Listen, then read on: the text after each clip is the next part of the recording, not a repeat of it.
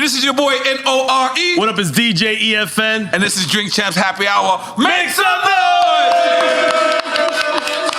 Now, when we talk about this brother right here, we talk about an icon. We talk about a legend. This man has had 3 or 4 or 5 careers. Was part of one of the most legendary groups of all times. Classic album after classic album. Then he went on for his own career. Classic after classic after classic. Then he can turn off his producer hat and produce the shit out of you. And have you sounding right on these streets. The people are still sampling him, and his BMI checks are crazy. To this day. To this day. I never said that. In case you don't know who we talking about, we talking about the one, only, Erick motherfucking. We got to eat my bench. Spell my name right too. Yeah, you spelled your name right. Yeah, look, we was on one of my favorite flights ever. Yeah. That was legendary. Like, it was it was Big Daddy Kane to the left, Ja Rule in front of you, me, you, Redman. Right. Y'all should have had a That was like the real version of Soul Plane, like, in my opinion. Lyor called me like, Eric, how'd you like the plane? Right. Like the plane's a hotel. That's people they thought we was really like on something crazy. Like, what are y'all on? Everybody kept asking me. I'm like, it's a plane. But again, it was big though. You know what I'm saying? So, but Slick Rick was in the back. Slick Rick's house. Let's be clear. Slick Rick bullied us all. Yeah. Slick Rick came in there. He claimed his bed like a cell. Like you in jail. He's like, you walk in jail. You like, this is my position. And nobody said nothing to Slick Rick. Everybody was like, word up. I told you, he's from London. Yes. Which is also royalty. Mm-hmm. So in his eyes, from the beginning, we all the crumbs. Oh shit! So he's taking on that money. So when you hear he's like crumbs, he means it. He means it. Like, we're cousins. So the talking was minimum. It was worse when he was younger. Right. No type of vision. Wow. Like not looking whatever. Because again, the coolest nigga you ever Vincent Slick Rick, one of my favorite albums. You know what I'm saying? When you listen to the records, whatever like that. But Rick's mentality was like that. He's way friendlier now, but then, nah. Really? Pack the weapon, the whole I used to hear stories about Slick Rick running around with a gun everywhere. And then you see him now, he's like cool, calm. I feel like he always has a cane in his hand for some reason. like a pimp cane. He's just one of those. But you're right. He had the whole back of the plane. He had the whole back of the plane. He didn't share with no one. He didn't share with no one. But Redman was on the camera. Right. I'm sitting back and I'm looking at these pictures and I'm like, these shits are really, really dope. You think from the experience of us being in front of the camera, it's easy for us to turn over and flip like that? Yeah, maybe. I think that Reggie, listen, when I first met we call him Redman. We don't call him Redman. When I first met him, he was always a person where Redman would be in the apartment with sunglasses on. When Redman first came, he had on a yellow suit. Yellow two-piece and shades. Okay. I'm like, yo, this two-piece? Ill. Like the jacket with the pants, but yellow though. Looking like a zoot suit. No, the illest shit though, crazy. But Reggie was always like a person that, even now with technology, whatever the new shit came out, whatever new technology game, whatever, he had it. He brought his mind, whatever he was, so whatever he put his mind to, he can do it. So I wasn't even shocked about him doing cameras and doing his own videos, whatever like that. He always had the vision to do whatever. You know what I'm saying? So I wasn't shocked by it. You know what I'm saying? Now he's skydiving. Yeah, and that's the part that's really ill though too. Yeah. The skydiving part. Yeah. The skydiving, which we asked him, and he says like, the freedom that he gets, which is crazy, because again, to jump out the plane. Don't forget, he started with the people where they hold you. Now it's just him rocking. Yeah, he's certified. But the freedom that he got to do that, because Dougie Fresh asked him, like, is it a 50-50 chance? You know what I'm saying? Like, are you gonna make it? You know what I'm saying? But he sees solace in that whole shit. The older Redman gets, kind of whiter he's become. He's become a white guy. Yo, you crazy about that. But you know what? He when you speak to him, his mind is just another thing that whatever he found, he found something else. You know what I'm saying? Like I said, I don't know what type of peace that he got, but he found it. You know? So people look for that. But let's talk about why we was all on that plane anyway. Lyor Cohen. Yes. Who has been a great. That was a great interview with Lyor Cohen. Oh, that's my man. But he's been a great guy to me, right? But I want to address something. You know, Dame Dash, I don't want to say it's picking on him, but Dame Dash has an issue with him, right? I chose not to bring up Dame Dash in the Lyor interview because I wanted to keep it positive, right? But it's something you can't avoid. Like I don't look at Lyor as a culture vulture. Not me personally. Yeah, me personally. He's personally came to me and made me a better artist. He told me it was somebody had a little bit more money, and he said, if you stick with me, I'm gonna give you a career. So I stuck with Lyor. And I got a career. I had a career. But Dame famously calls him a culture vulture. Do you think he's, is that such thing? Can you be that when you of the culture? One thing that I know about Lyor Cohen is the fact that in the beginning, don't forget he managed Run DMC. He managed Rush Management. Yeah, but he managed Run DMC first. Wow. Before Rush Management happened. So when Rush Management he's there from the beginning. That's the part it's kind of get confusing when you hear it. See, Dame had a different experience with him. Because Dame is powerful. Don't forget, Rockefeller didn't really need them except for distribution. So when Def Jam started taking credit, that's when I think it got ugly. But I'm like, to Lyor Cohen, he helped me. Again, he was the person that showed me what it was. But again, you can't take the hip hop from him. I watched him. I watched him be like, that shit's whack. that's not fly. It's not dope. Not you. How you know this shit? So around Russell, that's why Russell was the man in the back. Lyor was the upfront. You can't be the upfront if you don't know shit. But for him to be like, that shit is horrible.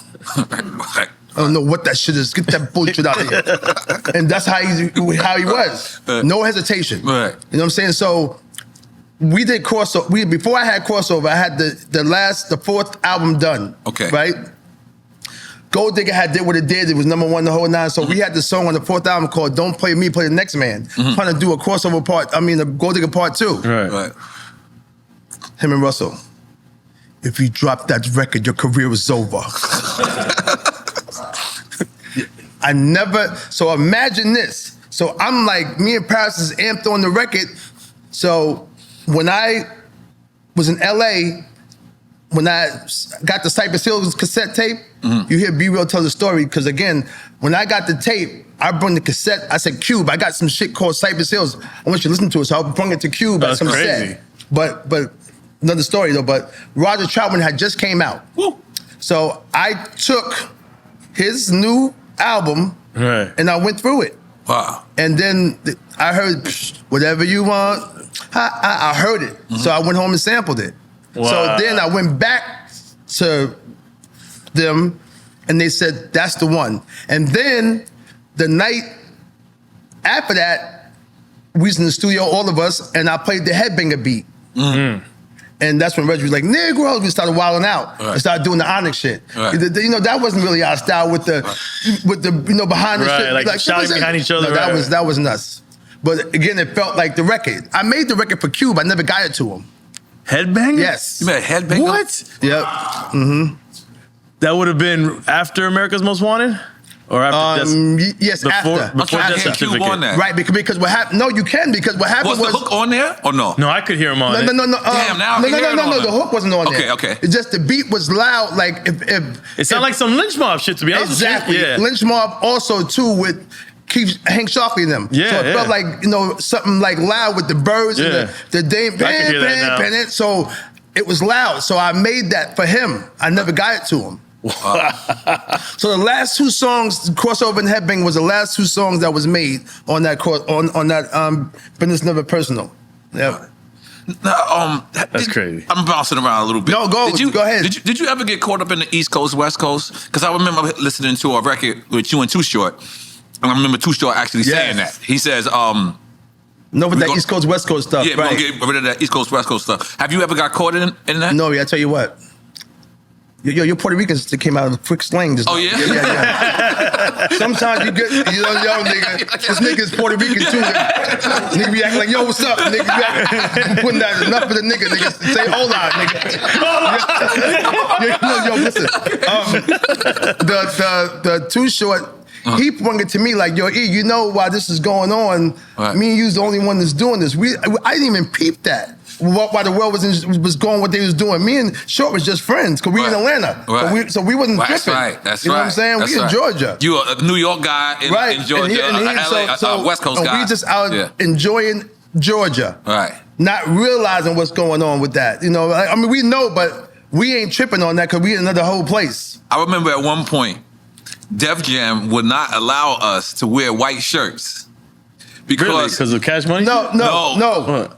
Tell them. Because I think that was like trying to be neutral. That's how in LA. Yes. In LA, you were known that they're like, yo, don't wear white shirts because that's what the East Coast, and they was looking for Yo, us. how you know that? Oh, wow. Yeah, okay, I know. I'm saying, my bad. I keep getting like, this nigga, yo, that's you gotta get, no, why?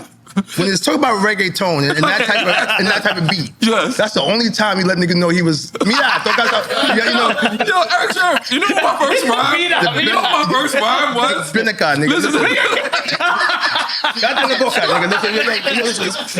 My first rhyme to the industry was Jose Luis Gotcha. I That know was my that, but very still, first yo, line. LA, if you ever heard it. So I off top was repping Puerto Rican people more off top because I get inducted into the Latin Heritage Month every they mention me. You know what I mean? But No, but that for real, that people got to look at that.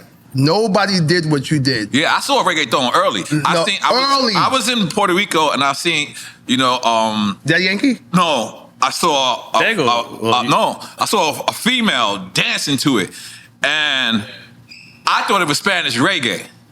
Yeah, I was like, holy shit, because I didn't really understand. I was like, and it came on after boom, boom, mommy. But it was emulating reggae. It was emulating reggae. And I came back home and I was like, yo, I was to DJ Enough, DJ Camilo, and I was like, yo, y'all ain't playing a Spanish reggae?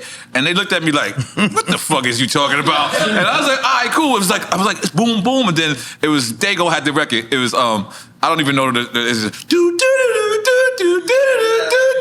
Wassa Wassa. And I was like, oh, that's just sound like Spanish Biggie Smalls. And I was like, yo. Because Dago spits. Yeah, he spits. And that's how, and the DJs wouldn't fuck with it because, God bless, at this time, they would say, we could only play that at hick parties. I don't know if y'all know what hick means. Of course. It's kind of like a derogatory. Puerto Rican. Yeah. Like calling them Germans too? Like when people say It's almost worse.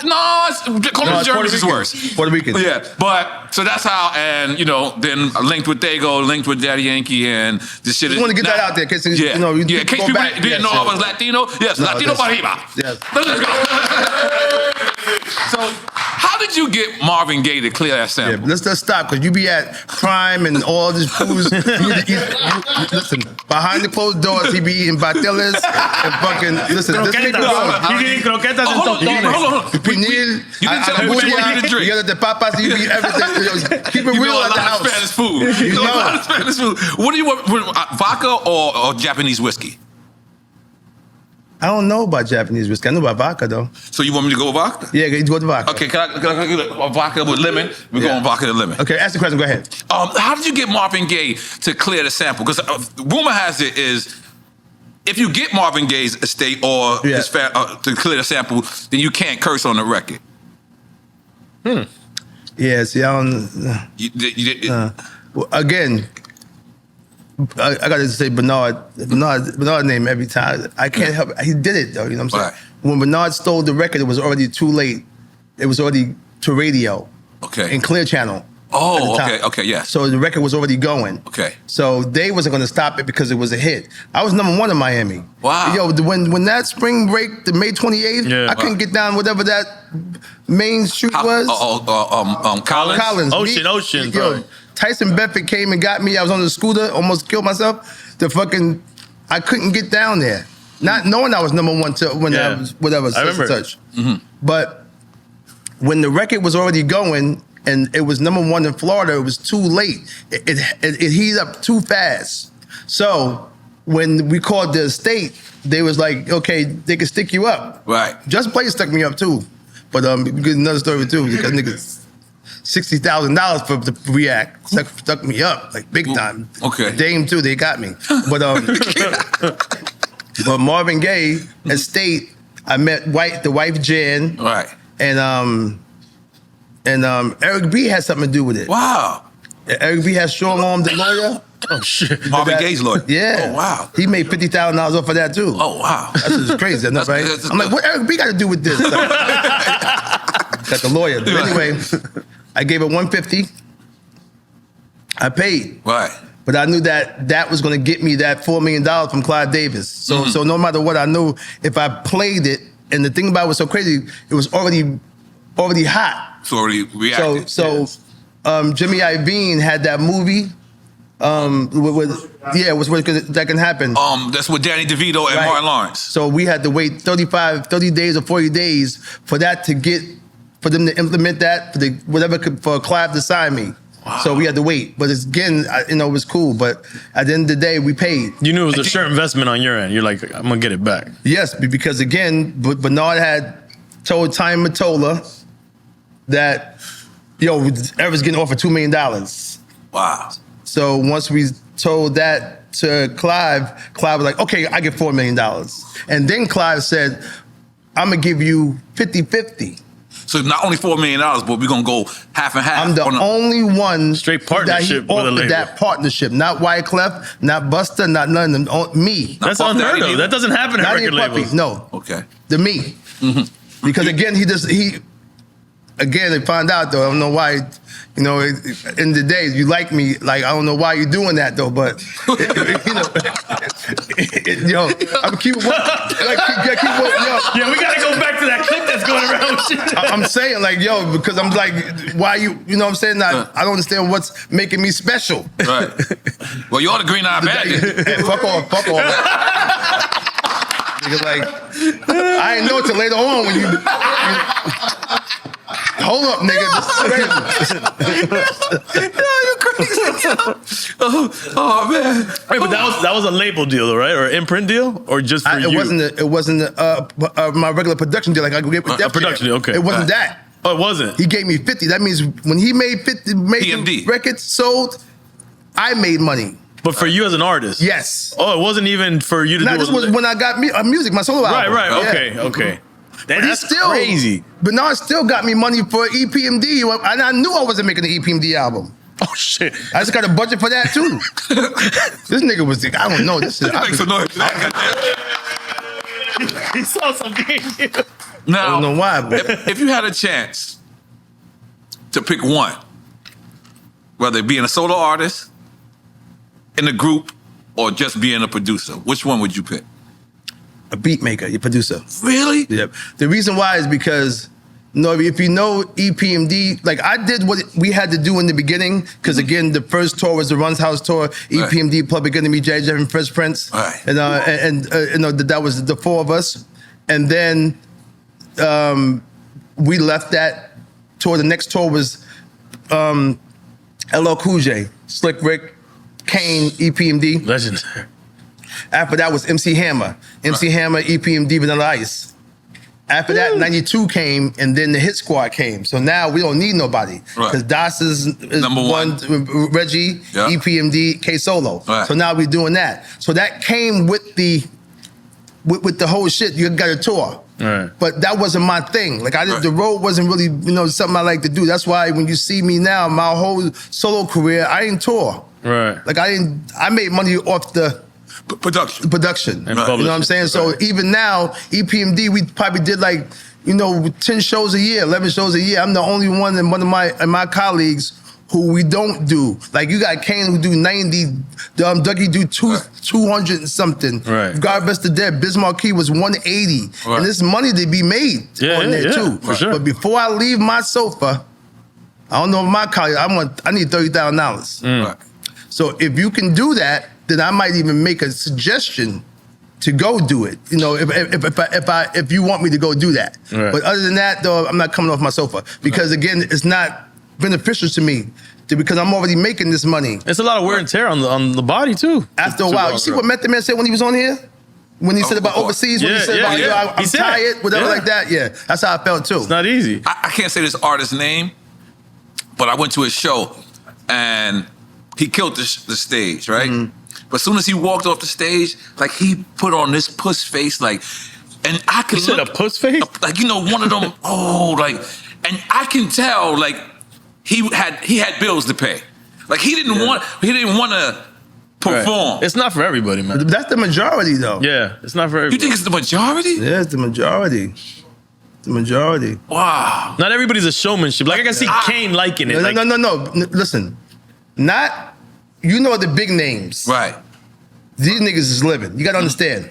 Even at the minimum, N.O.R.E, if you make $10,000 a night, you do 100 shows, $1 million. I don't know a doctor, a lawyer, no surgeon, nobody. So don't you ever look at one of us and be like, yo, numbers don't lie. You don't ever look at one of them and be like, I wonder what they doing now. Right. No, nigga, at the minimum, I'm only giving the minimum of what they making. Why? 10,000 a night. If they're doing 80 shows, 80 is 800 grand. Yeah. So this is how you look at Kane, Rakim, Dougie, those people, the ones that you know that you see all the time everywhere, who's averaging 80 to 100 shows a year. The raw bases. I don't know about. Yeah, they got a tour right now. Well, Raw Bass, rest in peace, Tone rest Loc. in peace, Easy Rock. Oh, now that 90s tour? Tone Loc, MC Breeze, That whole Young MC, excuse me. That tour makes bread. I don't know what they make it, but that tour every year is pandemonium. Yep. So don't look at when people be like, I wonder what they doing now, and they get that judge, or you judging that, and they look at certain people. Niggas better not even look over on this side. I was about and selling over 70 million records. That means whatever albums that was out, I was on them. Right. So you can, and then my publishing, I own it. That's why I tell the story about young kids, about having the publishing and how important it is to have it. That's why all our argument with all those acts, we got to name them, that was in here fighting. You know what I'm saying? Yep. Just from Metro Boomin and The Weeknd sampling, you a customer for I Don't Want to Know over again. I get 4% of that record, right? I bring home $240,000 every 4 months. That's passive income for people that don't know. Not from the whole, only 4%. I'm talking about one record. Right. And there's no capping in this. This is how this shit works. Yeah. So when people look at certain things and see people out there, especially people with the publishing, that shit can feed you. You don't know when it's gonna come. But every time I look around, Bernard's friend Big Tank, he the one that do all the 50 shit. Power, BMF, the whole nine. Shit stay on there.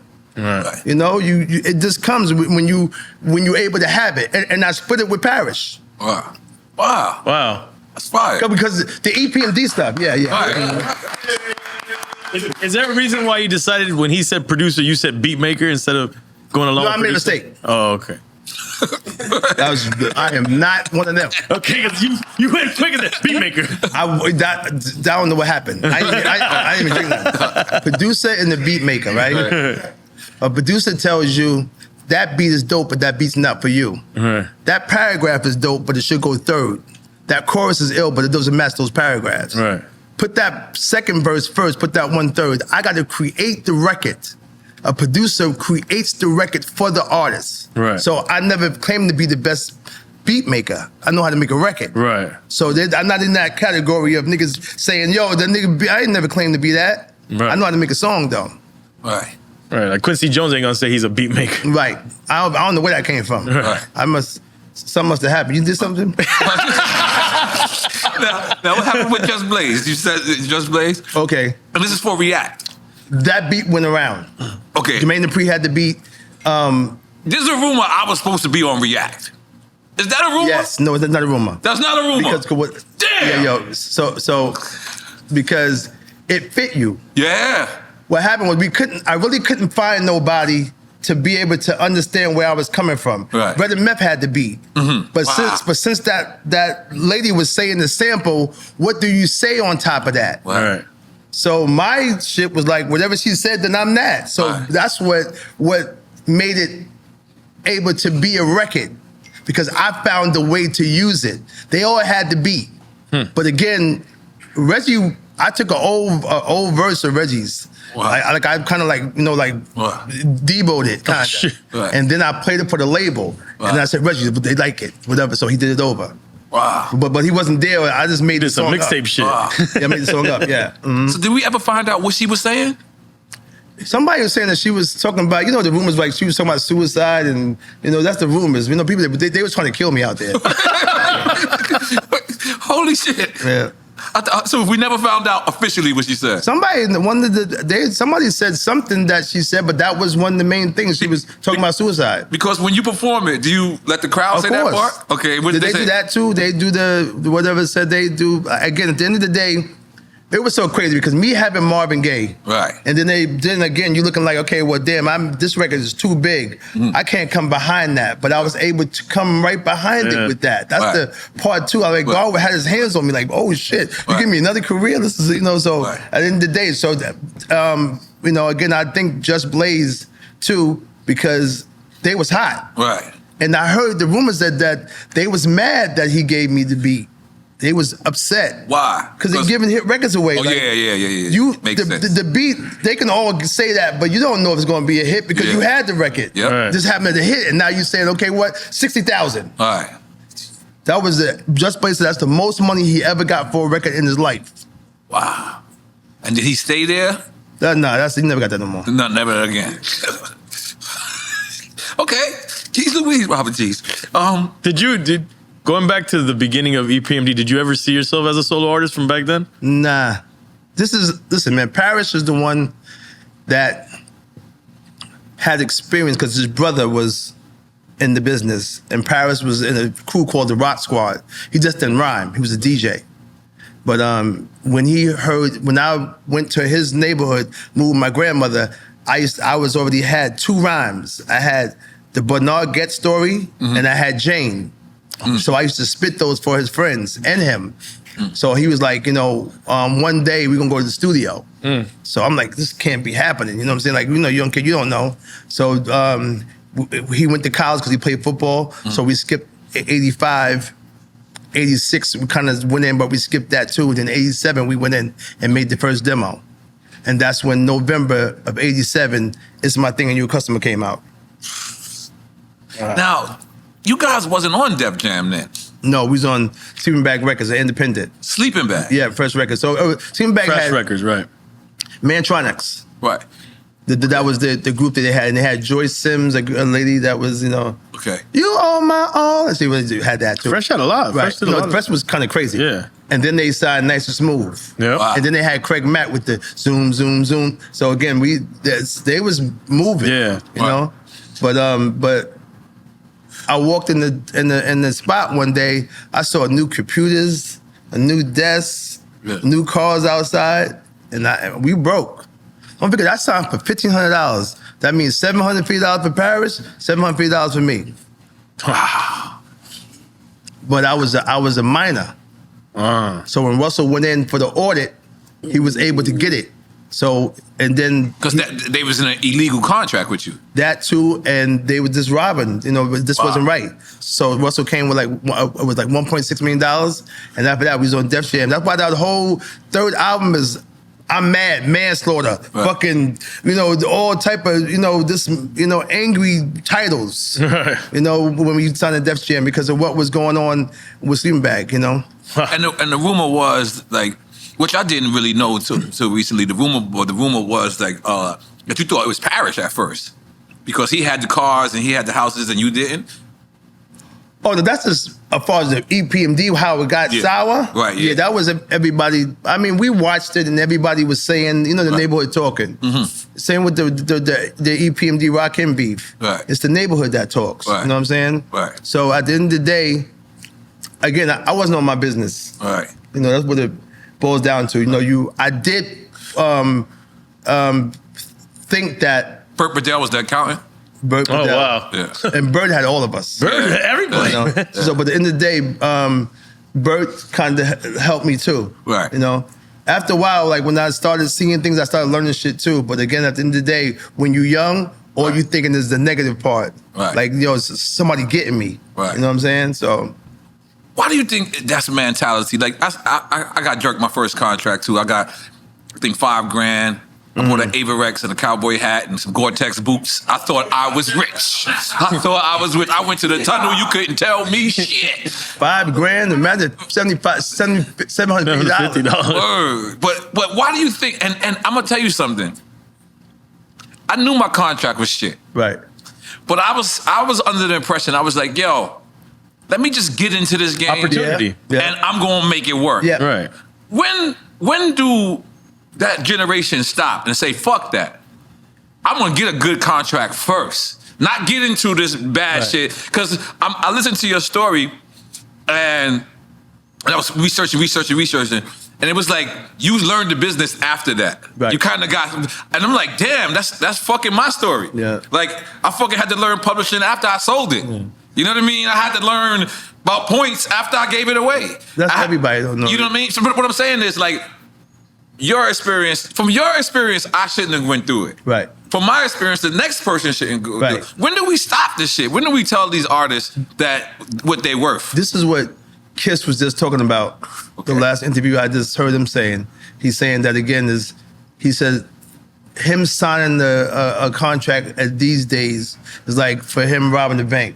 Right. You know what I mean? It's just stupid to do. Yeah. At the end of the day, you have to learn that all of us who went through it and saw what it was, why would you do that? Right. But the fame and that check they dingle in front of you for that 360 deal, it's hard for a kid to be like, what'd you say about points and all type of stuff? Right. You know, which is complicated. All that stuff is complicated. Publishing, points. They should learn. They should teach a course before you get to even merchandising. All of that. Like, they control their merchandise now. That's the whole thing, though, too, which is crazy. The major artists that you know about, you haven't seen a T-shirt or nothing at their shows. Right. They don't own that part.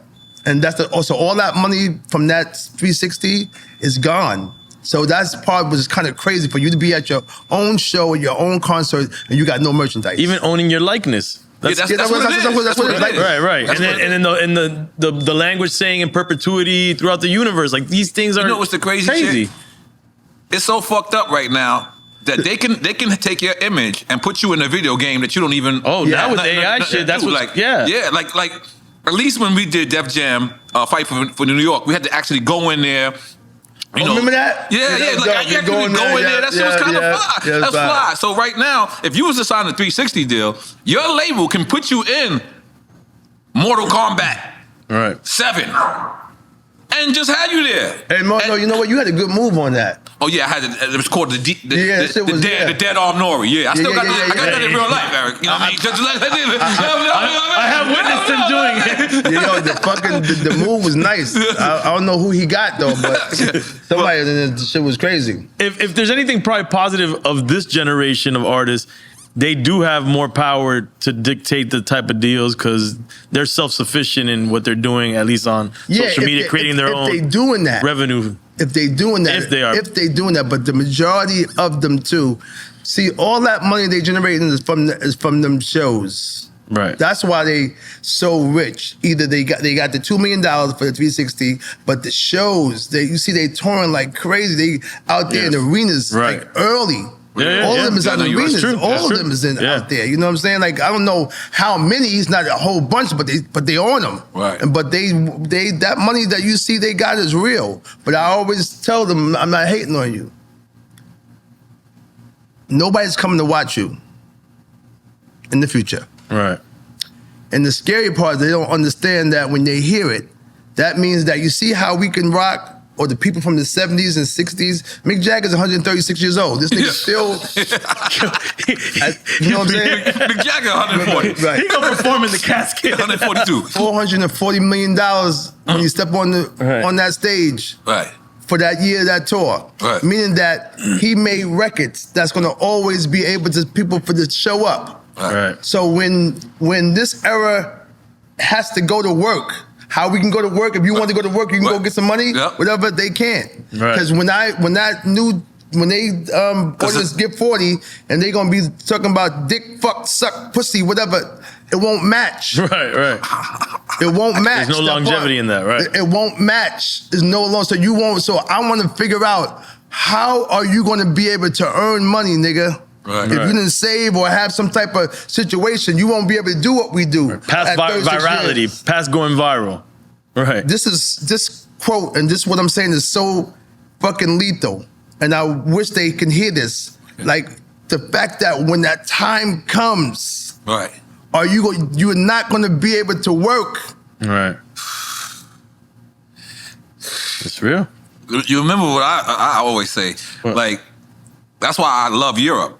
Because like you just said, there's a time where you just can't book a show in America. Right. Europe don't get to see you like that. No. So Europe, that's kind of saved my life. You know what I'm saying? I always say Dusseldorf, Germany. He always laughs at me, but I was frequenting Dusseldorf, Germany. I was like, fuck that. They paying my quote. I'm going. That's how I learned about miles and all that. I started fucking with the plane tickets because you can't be paying that first class flight and then you get it all in. If it's all in. Yes, it was all in. Right. So I would use my points. Still get that first class flight. And you put me onto that. But Europe, you know, Russia at times, Japan, Asia, they held me down. They held me down where I didn't have to like take these little, because you know that's how they start doing you. They be like, here go 25. The club gigs. I'm getting 35. I know. You want me at 25, but then you're just like, yo, I ain't doing shit. Let me grab that. But Europe held us down, and it almost feels like they held this. They still hold it. They still hold it down. A lot of groups still in Europe getting money. Yeah, I see the On the beatniks out regular. there. I just saw fucking Los Underground just The now. alcoholics, I seen them right there out there. Yeah. Do you think hip hop lives in Europe more than it lives in the United Well, States? now it does. Wow. Even though the new stuff did infiltrate, I never thought it was going to infiltrate. But again, kids come just now, you know, whatever. Right. No, let me flash back to you because you flashed back a while ago because you got a Maybach outside. So I don't know what year you're talking about. You know what I'm saying? Like, what year was that overseas? Because that's a long time ago. That was in the early 2000s. No, early 2000s. This is like This is right before we do drink chants. right before we do drink. I was in what I call. Let me tell you. I was what I call in hip hop purgatory. All right. Like I wasn't dead, but I damn sure wasn't alive. All right. Like I was in that tough space. Okay. And you know, Joe was there with me. You know what I mean? I had lunch with Joe yesterday, right? And he said something very interesting to me. You know, we always say when we in the studio, this is our best look, right? You know, it's our best fight. Right. So, you know, we all think like that. I don't give a fuck what you say. Right. So Joe looks at me and goes, I think I'm making the best music of my life. And I somewhat laugh because I'm like, nigga, you say that every year, right? Mm-hmm. And he says to me, it's because I don't have no pressure no more. Yeah. And I was like, whoa. And it's like, so what he's saying is, when there's no pressure, right, to meet a record label standards, right, to meet they what is that shit, schedule or whatever, and you just make the music, and I was like, holy shit, I had never looked at it like that. And it goes against our argument of indie versus major too. Oh. Because the major puts that pressure too on you. Oh, okay. Good line.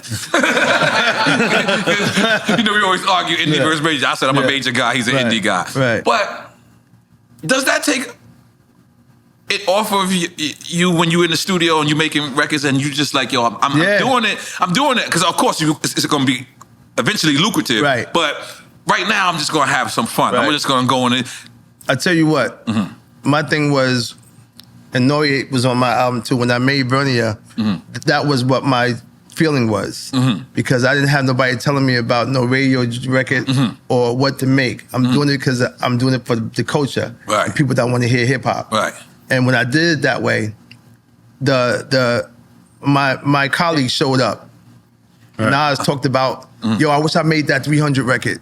You know, Shaq and them, everybody was just snooping and was just down the line saying, yo, did you get Erick Sermon's album? So usually I would hear what the company wants to say. That's how we do. Sometimes they write, sometimes we fall into it. There's been a couple of times where I made songs, no, I didn't want to make them records. But I'll try to impress them to get but they can go out there and do the right thing. But again, when there's no pressure at this moment, that's why Jadakiss talk about that. Being independent and being in control, Joe doesn't care what happens because this is what he feels. and he ain't worrying about, you know, what somebody else is saying. Right. If Cool and Dre say it's dope or N.O.R.E. say it's dope and what I think it's dope, I'm coming out with it. Right. You know, so I that's how I think that a lot of us feel who's independent. Right. You know? Right. Do you think a rapper ever really retires? Maybe for not making records, but as far as him doing this and still, you know, writing rhymes and still, I think this you're gonna keep doing it. I ain't gonna lie. But listen, listen, you keep that to yourself. Because don't be busting niggas for fuck all that. Be like, nah, because I don't feel that way. Nah, fuck all that. Niggas that like hip hop and like it's like Quincy Jones at his age, right? Still loves this. You know, people who still loves this. I see Jermaine Dupri and see Brian Michael. I hate Jermaine Dupri socks right now. Yeah. Well, take them goddamn Come on, socks off right now. Them socks is crazy. You see, it's Louis. No, I don't care. Them socks look like slave socks. Okay, listen. But I went too far? Yeah. But we still like doing it. You know, as far as the music is being made, and I think that the question you asked is real. Because again, how many people have retired and came back? Yes, like every now and then you see Hov do a concert, a pop-up or something. He's been retired for 20 years now. Right. Joe said he's retired. He told me he's in the studio. Yeah, today again. Oh, for real? yeah. The thing about Andre 3000 though too kills me too, because again, you're not doing no rhymes, but you on Killer Mike's album. But that's the part that bugs out. All of it, every other. Did you hear the flute so what? I did. The flute album. No. It's kind of hard. It's not. I tried. I'm waiting for people to sample the fuck out of it. Yeah, but the fact that he still rhymes. And he's still rhyming top level. Yeah. But he comes and does it. Right. So you can't say you're not rhyming. You're It's not still rapping. right, like you know what I'm said. saying? Like, so imagine if you got something to say on that, you got something to say. I'm just being biased because I want him to come out. You know what I'm saying? He got something to say. I think he got something to say out there. I can't help it. Like, this was a while ago, but I'm in Carbone, and I'm just sitting there, and I just start writing. I'm like, and no one can read my handwriting. No one. Not my wife, not even my mom. Right. You're not handwriting, bro. I mean, I write graffiti though. I still write But you were graffiti. typing. You just went like this. Yeah, no one can read it. Like how I put it together. You know, the only person who read my mind, I've read my rhyme word for word. Who's that? Kanye West. I knew it. Oh, you I told grabbed us my that, phone from him so fast. He was like, I looked. I said, holy shit. He spit it how Like I the wrote cadence it. that you wrote it, Yeah, that you I was went like, to write it. It was creepy. I grabbed my phone. I was like, give my shit. Where were y'all? Huh? In Carbones. Okay. So, you and Kanye, what's your relationship? Yeah, I mean, hey, listen, man. That was a good segue. Good segue. Playing. Nah. Listen. At the end of the day, I never seen nobody excited about music like that. Kanye. A few people that I've been in the lab with, you know, that's like feel the same way when the beat come on and the momentum, the whole nine, same way. Because again, when I started with him, we was doing like a lot of hip hop music. Right. And there's a rumor out there saying Erick says that their album's coming. I never said nothing like that. Right. I said I was working on the album. We was doing hip hop music. This pink polo Kanye, right? Well, the fact that it was the beats and stuff, it was like, you know, because again, you come to get me, you know what I'm going to get ready to make. Right. You know what I'm saying? You come to get me. You know what I'm saying? So, and we had a vibe. We were, the momentum was going crazy. And we had mad ideas, the whole nine, whatever. So, but as far as him and music, he don't need nobody. Right. I just heard Consequence say it too. He don't get people to write rhymes because he can't rhyme. It's the fact that maybe somebody else might have something that might be iller, or your mind might not go there. People think that because people are sitting there giving you ideas the whole nine, meaning that you need to do it. He don't. There was records that his man played me from 2013 that would shake this whole ground up. Wow. You know, his production, whatever, his rhyme, all that shit is way up. Yeah, you can't take that away. So I kind of was bugging out, like, what are we doing here? But I understand now because this is what it is. It's the other idea that you might have. So I did the whole LA thing. They went to Japan. I didn't go. And then I went to Italy. And we was, you know, over there, and that vibe was dope too. And that's when I walked in, I saw Ty Dolla $ign. And him and Ty Dolla $ign had created something else, right? You know, that I wasn't doing when I was there. Okay. It wasn't mad at it. Sonically, you mean? Yeah, sonically, yes. right. But it still was, you know, you don't play with drums. Right. No, So the whole time it's like, yo, make sure the drums is crazy, whatever like that. Make sure it's like that. You know, so I was trying to do what I could do at that moment. But in the beginning, we was making, you know, you was part of Vultures, one. There wasn't. I don't know if that was the name. Okay. You just making there was no music. name. This Okay. is the beginning. Okay. This is, you know, we just trying to set the vibe up and see what we get ready to make. Right. But we had something going. Right. You know what I'm saying? But again, I saw my couple of songs on the list. And when I was in Italy, I saw 2 of my songs on there. Right. When it came, my songs wasn't on there. Right. But how did that relationship for you to come and work with him, how did that start? He called for me. He called again, 88 Keys called Bernard again. And Bernard told me, yo, Kanye summons you. Is that how he said it? That's what I heard it like that. Sounds like crumbs. Well, but again, it was the experience that I, you know, being around. And again, the antics, all that stuff that people, I always know that fact that when it came down to the music, this motherfucker is what you know of. Yeah. A pure genius. Or he needs no one. Right. But he just chooses to do that. He likes to collaborate. Exactly. The ideas and see where your mind is at. Right. Same with Dre though. Because you did that too. Because Dre really, when I first got to Dre's, in one night, he did 3 records of mine, just rhyme, one after the other. I'm like, damn, this nigga Dre just did 3 songs back to back by 2:33 in the morning. I come back the next 2 days, we do another record, but he called Snoop in. So Snoop is doing the jam. I'm like, damn, this is 4 songs now. Fully your production. Right. The next couple of days, he's doing a song. So I rhyme on that. Oh my God.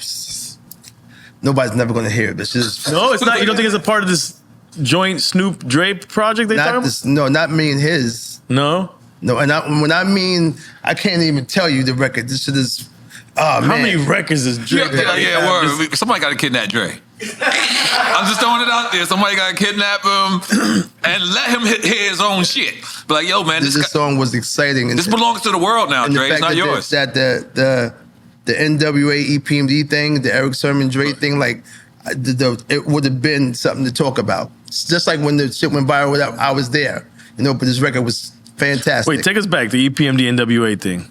That's what people saw us as. It was always a comparison. East Coast, Not West rivals, Coast. though. Nah. Right, okay. Just the comparison of what we did and the music they made was almost the same. Because you was working with, y'all were doing funk before them, no? No, but they same time. Same time? Yeah. It was, because when you go back to Eazy-E, he was already on Parliament. Okay. And I was doing that too. Which would have been Dre doing it. Right. Well, exactly. But again, not knowing though, you know what I'm saying? But when you go back, you can hear the similarities. But it's very close. Yeah. Oh, well, no, you're saying it's the same time. Yes. Right. So I can't really say who had what.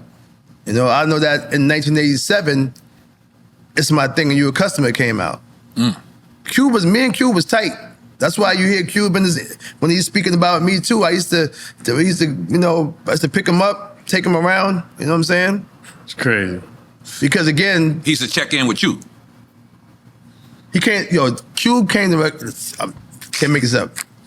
Cube came to my house one time, right? Atlanta or New York? New York. Okay. I didn't have no AC in my new home. I just got it. He got the Jerry curl. Jerry curl. Jerry curl. Continue. No AC, Jerry curl. Take it from there. He goes to the backyard, jumps in the pool, fully clothed. Because he was hot. Because he was hot. What happens to the Jerry curl? I'm just saying. I'm telling you what Does it become happens. finger waves now? I ain't look at all that. Just the fact that he jumped in the pool fully clothed. Okay. What happens after that? I mean, he went back because we was shooting the St. Ives commercial in Wyandotte. Okay. So he just again came over. But he must have been hot because, and when you see a pool looking quenching and nice and blue, like it makes you breathe, you know what I'm saying, when you see it. So you jumped in. What kind of money you getting back then you had a pool? Yeah. I'm counting your money. Yes, I am. You were getting some chicken back then? Oh, Jesus. 1991, 92, yeah. Woo. That's that long money. And y'all were on top of the food chain. Longevity. You got to understand though, we didn't know we was producers. So don't forget, we making the records. We don't know that we producers. Right. So again, we already a step ahead of the game. So whatever royalties that you was getting or whatever advances you was getting, it was still more than somebody who was just doing this. You know what I'm saying? So. But how did you not know you were producers already? I thought that the records you heard, the people made them. That they were already making their own records. Everybody who I heard, I thought they made their records. So me and Paris went in and did what we thought everybody did, not knowing that we were producers. Whoa. Well, thank God you didn't know. And then Will Smith was like, stopped the show on stage one night and said, yo, EPMD is #1 in Billboard. We don't know what Billboard was neither. And don't forget, we children. He was like, #1 in Billboard, what is that? Afterwards, Leo told me, oh yeah, this is the Billboard charts. You're #1. So Will been fucking up the stage for a long time. Who, Will? Yeah, you just said. Will was already. He was getting them props. He was don't forget. Fucking up the stage. Don't forget. Run DMC tour, but the seller is Fresh Prince. They 2.5 million records sold. But they still. Parents just don't understand. That's it. Yeah. Will used to be backstage saying, yo, I'm about to be famous. I'm like, you already famous. He was talking about being on TV way before it happened. Wow. So This nigga's so strong. You know me, I'm about 50 pounds bigger now, but I was still 200. That nigga picked me up and turned me upside down. At 18. At 18. All right. I've never been speechless. And I'm like, first of all, I'm kind of confused. Why are you doing this? Like, that's what we were doing right now. Because we're boys, But for some reason, something must have happened. And nigga just, whatever, like it was nothing. Snatched me, whatever. 18. Have you ever been starstruck? Julius Erving. Julius Erving. Yeah. Dr. J. I saw him at the Cleveland All-Star Awards back in '95 or whatever like that. And I shook his hand, but I couldn't speak. Nothing came out. Because my whole time, all I was thinking about when I was a kid was Irving. Actually, no, when I play basketball, when I shoot, I'm like Irving all the time. My favorite number is number 6. Right. My lucky number to me is number 6. I'm going to be all the honest. time. When you just did like that, you look like you can't play ball at all. Okay, now that's the myth. The way you just did that, I ain't gonna lie. I was embarrassed a little bit. Ask my boys in here, they'll tell you. Like Rohan Marley, like yeah. That's not true. Basketball might not be a sport. At any time when you want to shoot at this age. Yes, okay. We got I can shoot it. weekend. We have a basketball game and we have a handball. I'm nice in handball. That's also my Puerto Rican side. Now you're selling the truth. So you was hiding shit. No, you started. I'm trying to make handball a national sport in the Olympics. I seen your golf outfit, nigga, with the stripes, with the fucking. No. I seen. Yes, I ain't play golf. I don't play golf. You had the golf outfit, nigga, with the. That's the handball outfit. Okay, well, make sure I know what it is. Yeah, I'm trying to bring handball back. You know what I'm saying? I know I'm back with you. So, is it time a quick timer slide? Oh, let's do it. Okay. You want to explain to him the game? You're not asking enough questions because, again, we're going to edit this for 2 hours. We ain't editing shit. We don't edit nothing. Oh, you don't? We ain't editing shit. Okay, so where's the stuff the drama that we can start? No drama. We don't need no drama. Trust me, That's a myth. That's No, this but part. you're not asking the whole. Did you ask everything? We are. No, we're not done. This is just the middle of the game. We get. This is the part. This is the part that everybody's talking about. Then we go up. But by the way, I love this shit. But you got to pick a designated drinker for yourself. Yeah, pick a designated drinker. Nobody drinks. Yeah. You could pick Sunny D BET right here. Okay, Sonny, you got it. All right. Okay. Oh, he got an EPMD shirt on. All right. Hey, Sonny, you know what time it is, right? So if you go out there drunk right now. Oh yeah, he's gonna go out drunk. At yeah. 2. He's already drunk. At 2 p.m. Good one. Who came with it? Who's driving? Who's driving you? Okay, good. Yeah, he got a horse and carriage. Because it's 2 p.m. Okay, yeah. All right, so these are the rules. No, it's 12 or 30. Oh, he gonna be fucked up. Yeah. All right, the rules is this is the rules. We're gonna give you two different things to pick from. Yes. You say you pick one that we good. If you say both or neither. Do you know that everybody and their mother watched this show? No, we still gotta explain. You saw I got in an argument. Someone on Twitter was mad. They're like, why N.O.R.E. gotta keep saying the same story? I said, he's not talking to you, he's talking to the guest. They never heard that story. Right. Okay, you're right. Okay, go ahead. Yeah, I'm sorry. I got you. All right, this is a good one. You want this one? Or Yeah. I'll take this one. No, I'm gonna do it. Okay, go ahead. Where your drink at, though? I get another one. Yeah, okay. Get my mama Juana. And the shots too. I want to make sure you just you can't move in here. That's all right. Ready? Yeah. Tupac or DMX? I gotta get another drink. DMX. Okay. And if you got any stories, you could. Yeah. Stop. And this is the part where we get into things. You got it? Oh yeah. You know DMX and Solo. Oh, that's right, K No. Solo. Oh, his first record. Yeah. No, but as far as them, they had beef. They was in jail they was in together. jail together. So I don't know who had Spellbound first. I know Solo Right, was nice as fuck. Wow. But DMX, for him to argue like that, For 20 years. to be like, yo, I did it. Like you Yeah. niggas ain't gonna argue like that the whole time. Yeah, he didn't let it go at all. But again, either way, we don't know. We don't know to prove it. But DMX was He was adamant. about his Yeah. so too. But Solo was so dope at it. DMX thing, he didn't do it. He didn't need to because DMX was so nice. He said, "Fuck it, I ain't got to do that shit." Right? Whatever. But anyway, Get At Me Dog was being made, right? And they called me and said, "Yo, you know, we dissing your man," you know. Def Jam. No, Irv Gotti and DMX. Like, you know, do you want me to take it out? I'm like, you gotta do what you gotta do. That's not what I gotta, you know what I'm saying? It was whatever. So I've never heard this So story. when it came out, they still bleeped it. Oh, that's the bleep? Yeah. But everyone knew that's what he said, though. I'm not gonna lie, I didn't know that. Yeah, no, that nigga K Solo concept or whatever, they bleep it. Even though I said to them, do what you gotta do. Right. They still bleeped it. So that was the DMX little story. Oh, wow. That's. You ever met Tupac? Yeah. I got pictures. Tupac used to be in my rim shop, man. Wow. In Atlanta. Oh, this is New York Tupac. No, Atlanta. He's saying Atlanta. Oh, Atlanta. Okay. Oh, because everybody they all was there, man. Right. You gotta watch the Freaknik movies. Oh, yeah, man. Came out today. That's on Hulu, right? Yeah. Okay, yeah. I'm telling the story in there. Okay, that's right. I'm a star now, man. Yeah. Y'all I ain't doing shit. You went to Short? I can see Yeah. in Magic City. Y'all was tearing shit up. The original Magic City, too. That Short, it's another nigga with some bread. That Short, that nigga. Yeah, he holding. Okay, go ahead. Next one. E? Big Pun or Big L? Not or. Big Pun, Big L. See, that's, oh man, you wilding out with Take a that. shot? Yeah, take a shot. Take a shot. All right, cool. Because that's so about two different dynamics, but both of them lyrically is something that nobody never heard before or seen before. Yeah, you can't do that. You gotta get drunk, B. Rest in peace to both of them. Rest in peace to both of them. And imagine if both of them would have been here today. Yeah. Same with Pac and X. Yeah, I always wanted to see what Big Pun would be like with a Twitter account.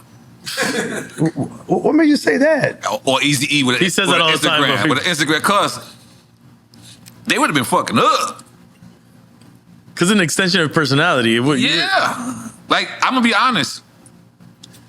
The first time I kind of like really knew that Fab was a real funny person was when he ranked on the Ray J. When he did that, I was like, Fab is funny. Like, you get around Fab, like, social media helped Fab, in my opinion. Like it helped him because people started to say, holy shit, he's kind of funny. Like, you know, because he didn't talk much. Yeah, he didn't talk much at first. So it was an extension of his personality. His outfits would speak for him. It wouldn't be him. I got you know what I mean? So, but then he didn't have to do a dope interview or nothing. Fab would just be funny on the gram, and then people started to gravitate towards him. Yeah. So, okay, so we want the next one? Yeah. LL or Kane? Ooh.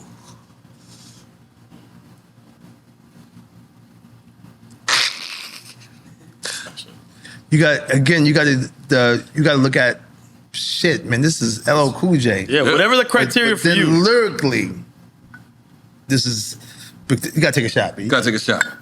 I thought you were gonna. No, I was, but it's the dynamics is, you know.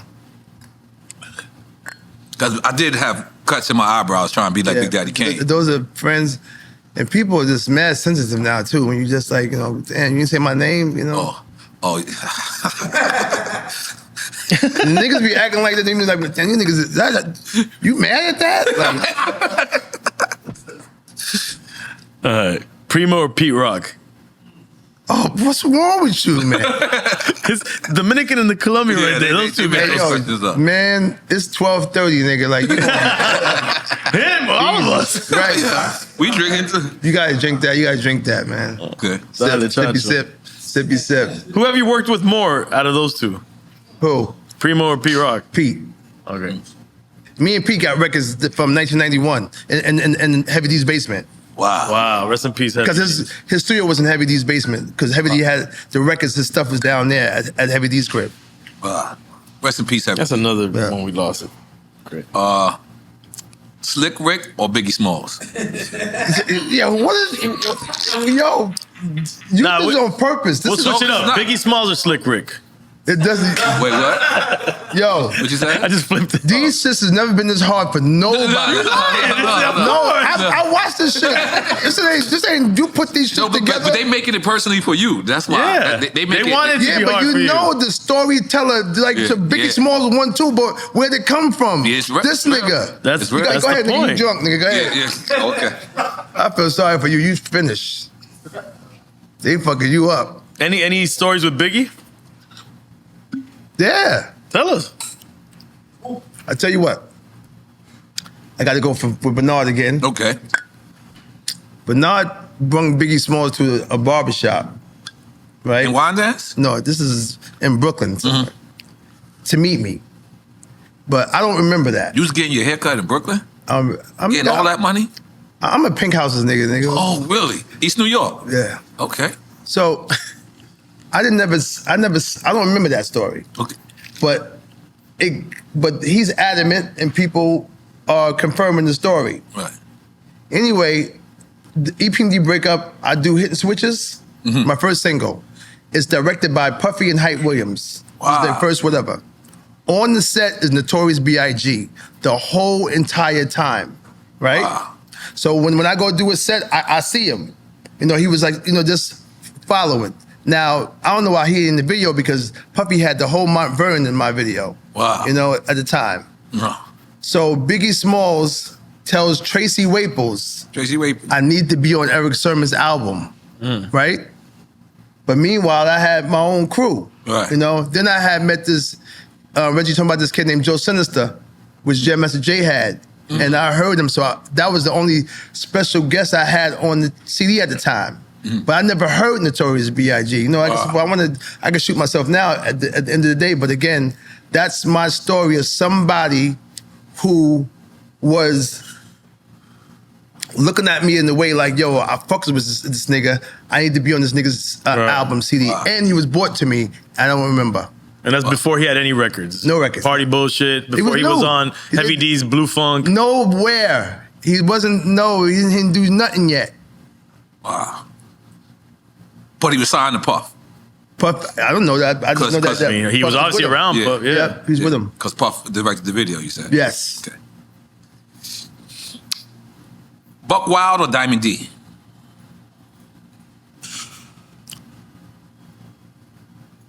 I got to go with Diamond because, again, I played the first album in the tour bus. We played that every day. Wow. That was Das Effect's favorite album though too, but we heard that every day. So I got to say, like, that first LP. That's the Stump Blunts one? No, Sally's One Track Mind album. That whole shit was crazy. Yeah. Yeah. Lyor Cohen or Russell Simmons? They both same people. So they're taking a shot for that? So do you have to? Because they're both the same people. You're saying they're one person? You're saying both. You're saying both? Yeah, you're saying both. Oh, yeah, okay, you're right. It's neither or both. Yeah. So I'm not, maybe that smokers get me because I'm not even doing anything. This is crazy. N.W.A. or Wu-Tang Clan? God damn. Yo, are you sure, nigga, you gonna be cool? Nah, okay, none of us are gonna be cool. Right. Well, start stepping. Okay, so that you said same, right? He said both, right? Yeah. Both? Because, you know, man, because N.W.A, man, was just like, you talk about Cube, Ren, Dre, and Easy. Yella. And then you're looking at the Wu-Tang Clan, and all 9 of them came and shocked the planet. You cannot. They both of those crews shocked the planet. Don't forget the DOC. And DOC. Right. That would have been, if he didn't, imagine what he would have been. We just had him on last week. Imagine. This week. Was it this week? Yeah. It's coming out this week. Do people realize when you play and hear lyrically what he was? Incredible.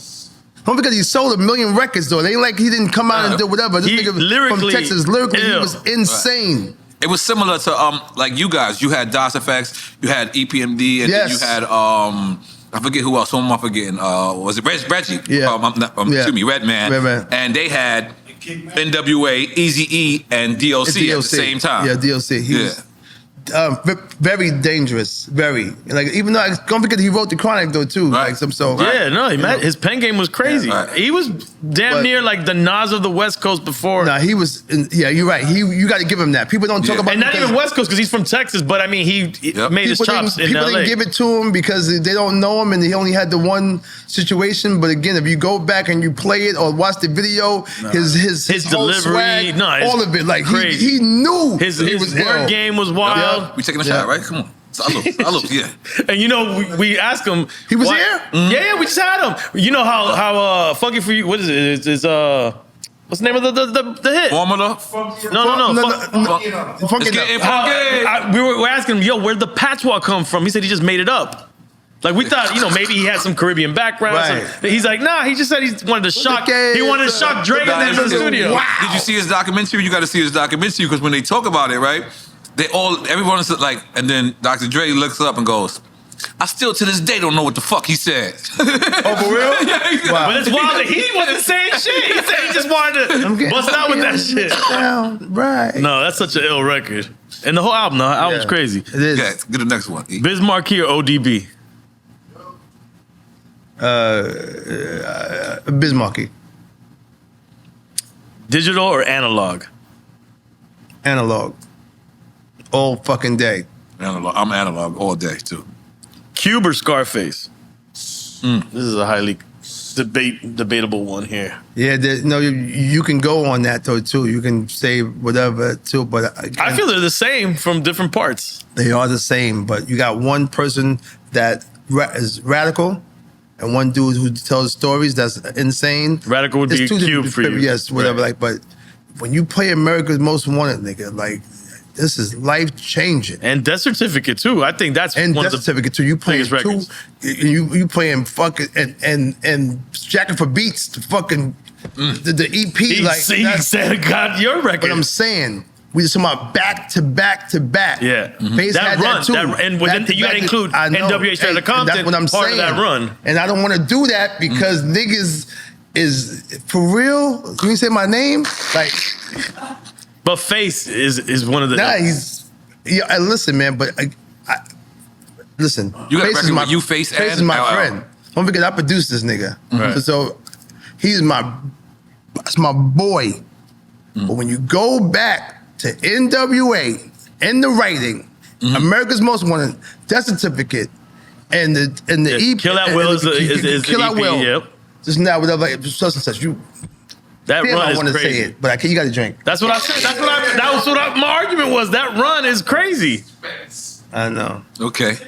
I had it built up. I was getting ready to say my. Give me that. I was getting ready to go there, but. You guys are wild for this one. You got to say this one. I guess I got to say it. Puerto Rican food or Jamaican food? Spanish. I like how you said Spanish instead of Puerto Rican. Oh, my baby mother is Puerto Rican. All right. That's right. Make some noise for your baby mother. I don't know why I thought rest in peace to Hurricane G, but I thought she was Cuban at one point for some reason. Because you was out of line. See, that twang that Cardi B got, she had it first.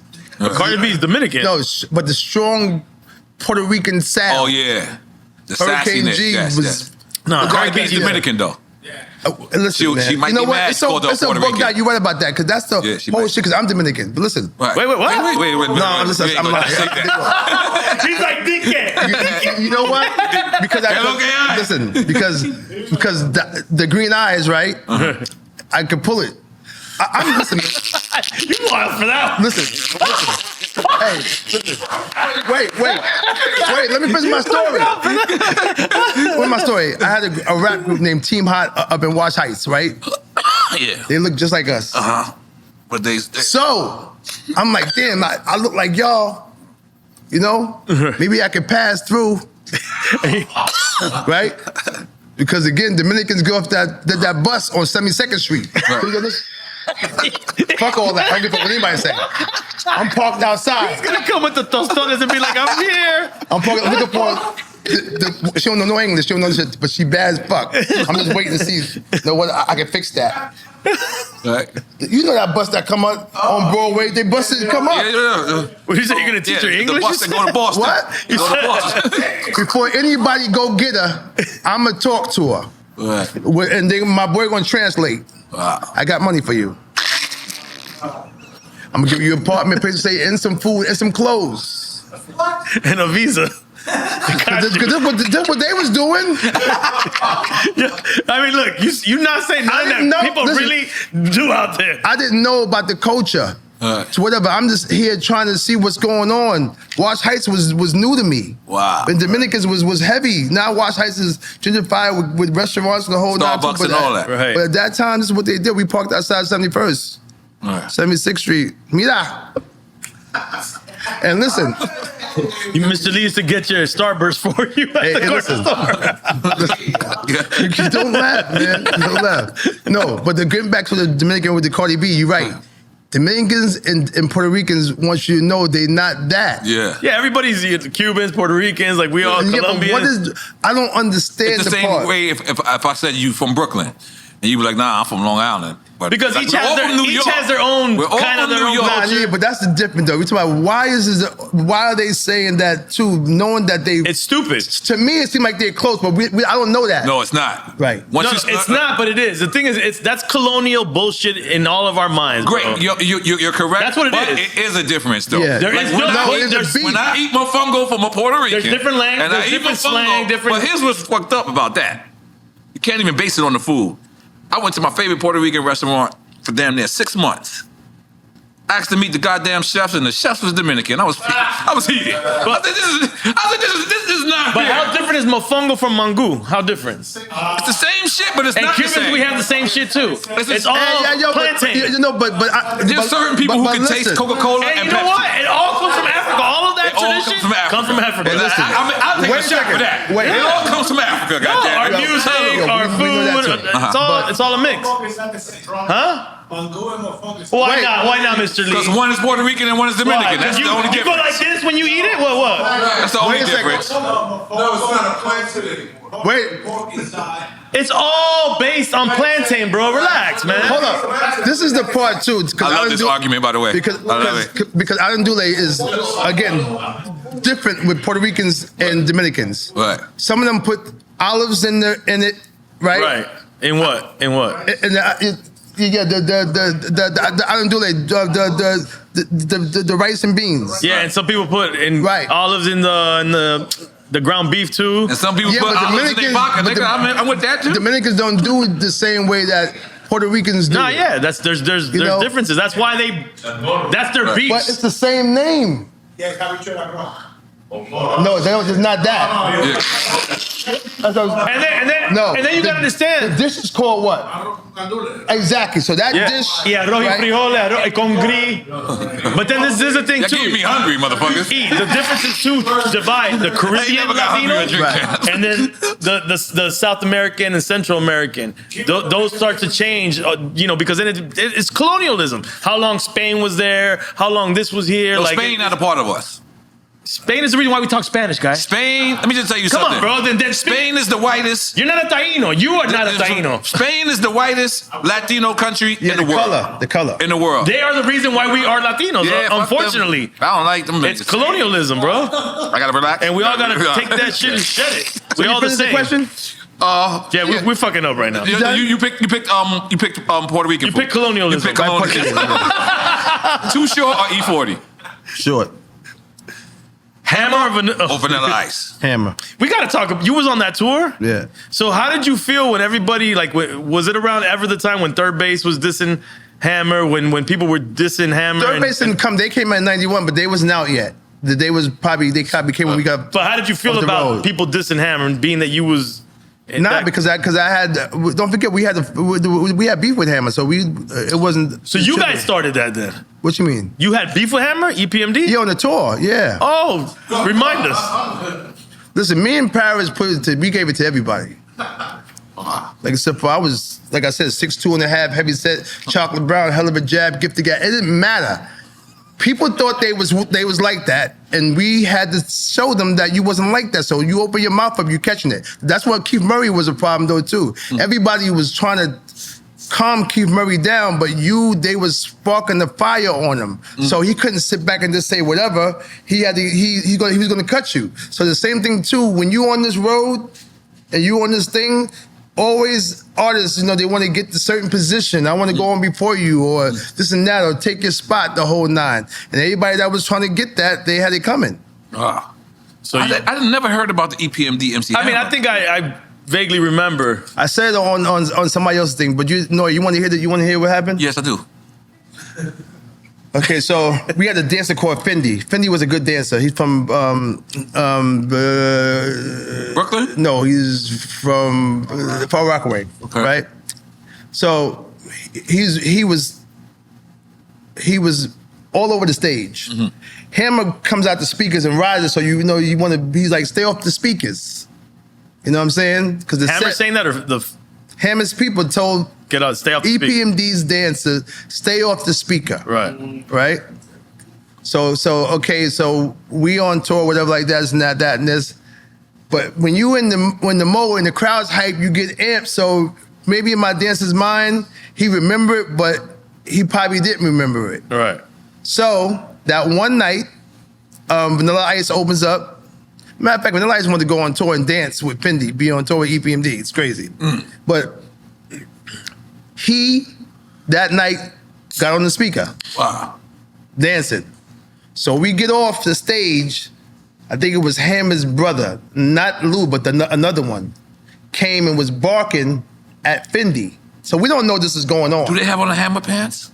I don't know. I didn't look at all that. I doubt everybody in his crew had I don't picture it. I'm just picturing niggas screaming with Hammer pants on. Maybe the staff. I mean, everybody that was on stage, but I don't think his brother did though. But anyway, they was talking, right? So we hear like yelling. We see the dancer going back and forth. So Paris comes over, hears it, and then boom, busts this nigga glasses, everything. The brother? Yes, all of it. Just all of it, all of it. Yeah, Paris was quick to blow the punch first quickly. So once he hit him, we see like a whole fucking sea of people. Can you imagine? Hammer got 30 on stage anyway. Yeah, that's what he was known for. Yeah. So the people start coming, and there was police officers. I can't make this up. Right.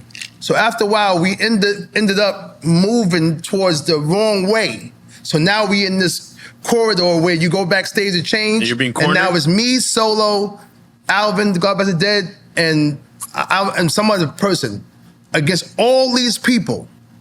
And we're like, oh shit. And one of the guys was like, yo, I want him, the chubby one. So I'm like, God damn, I'm like, holy shit. Like, so now I get into a karate stance. I don't know no kung fu. I get into a karate stance.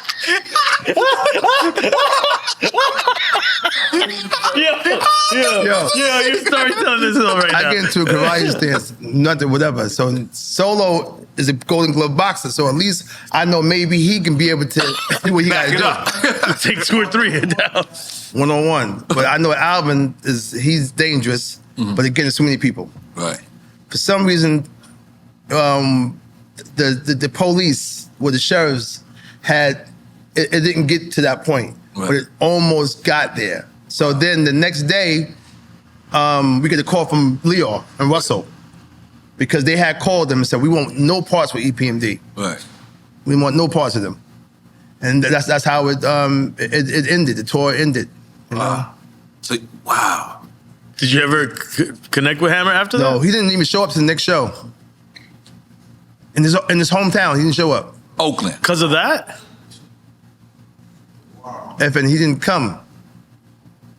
To Oakland? No. That's crazy. Yeah. Mr. Fab, where y'all at? Too Short? Nobody? Short came. Short came. Short was that's still my boy. All right. Like Short was like really kind of like holding me down, kind of. Oh, really? Okay. You know?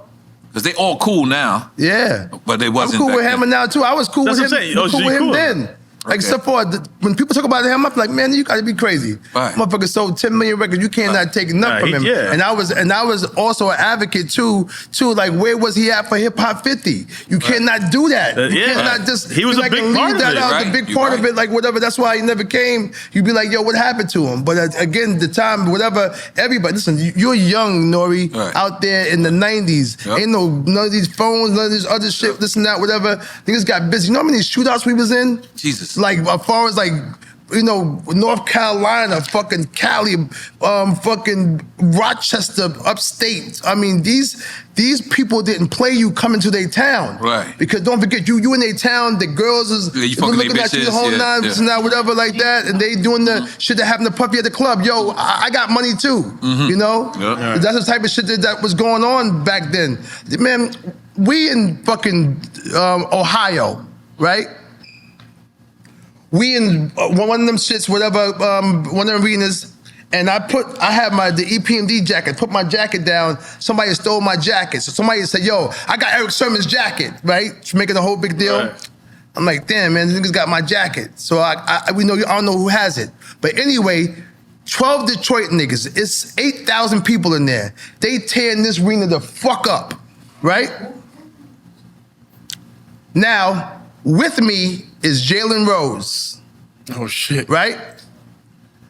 I'm the only one with a pistol. So now it's like, okay, we gotta get, because these niggas now is shooting. So I'm telling you right now, kid, my mother died 8 months ago. Rest in peace, bro. Jalen Rose is outside in a moving van. He had to jump in because it was that hectic out in that part. But we got this basketball nigga, so we got to make sure that he's safe. Wow. And this is when he was in the NBA or when he was. Yeah, it was in the Yeah, it NBA. had to be, yeah. Okay.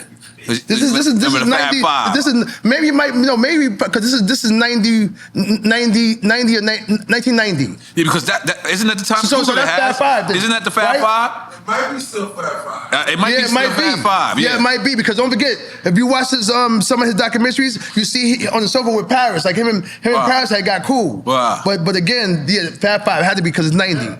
So had the moving I'm on band. point, motherfucker. Yeah, I'm on point, motherfucker. Crazy. Crazy. And I'm like, yeah, imagine that shit didn't go right. All right.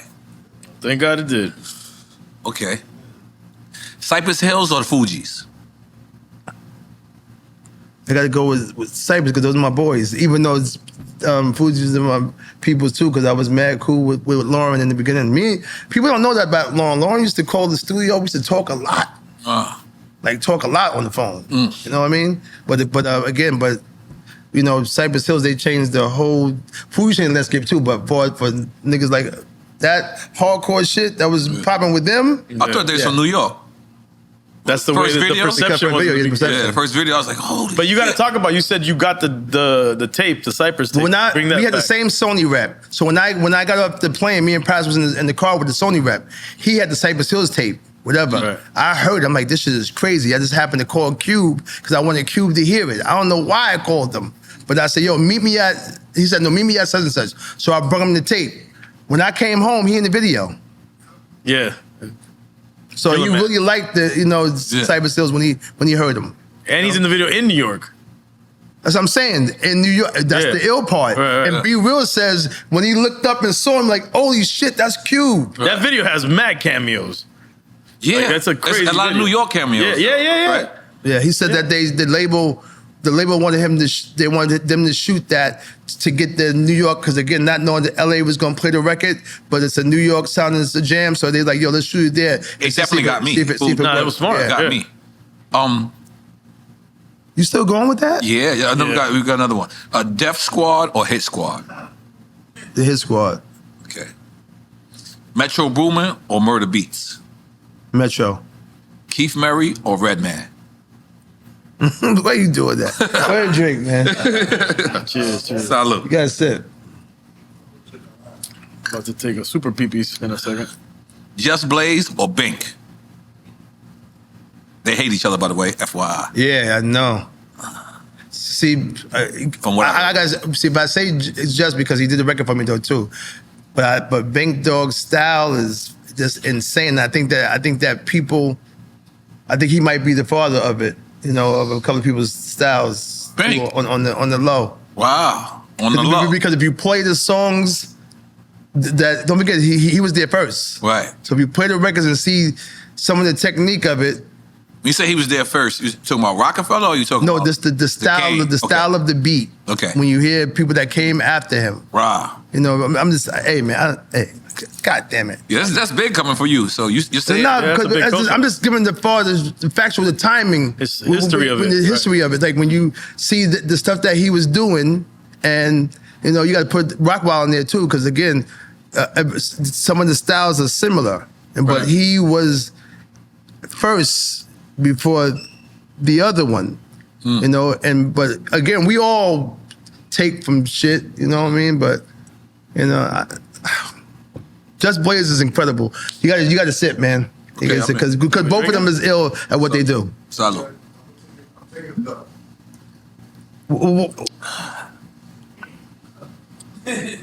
I know. I'm sorry. Illegal or the youngsters?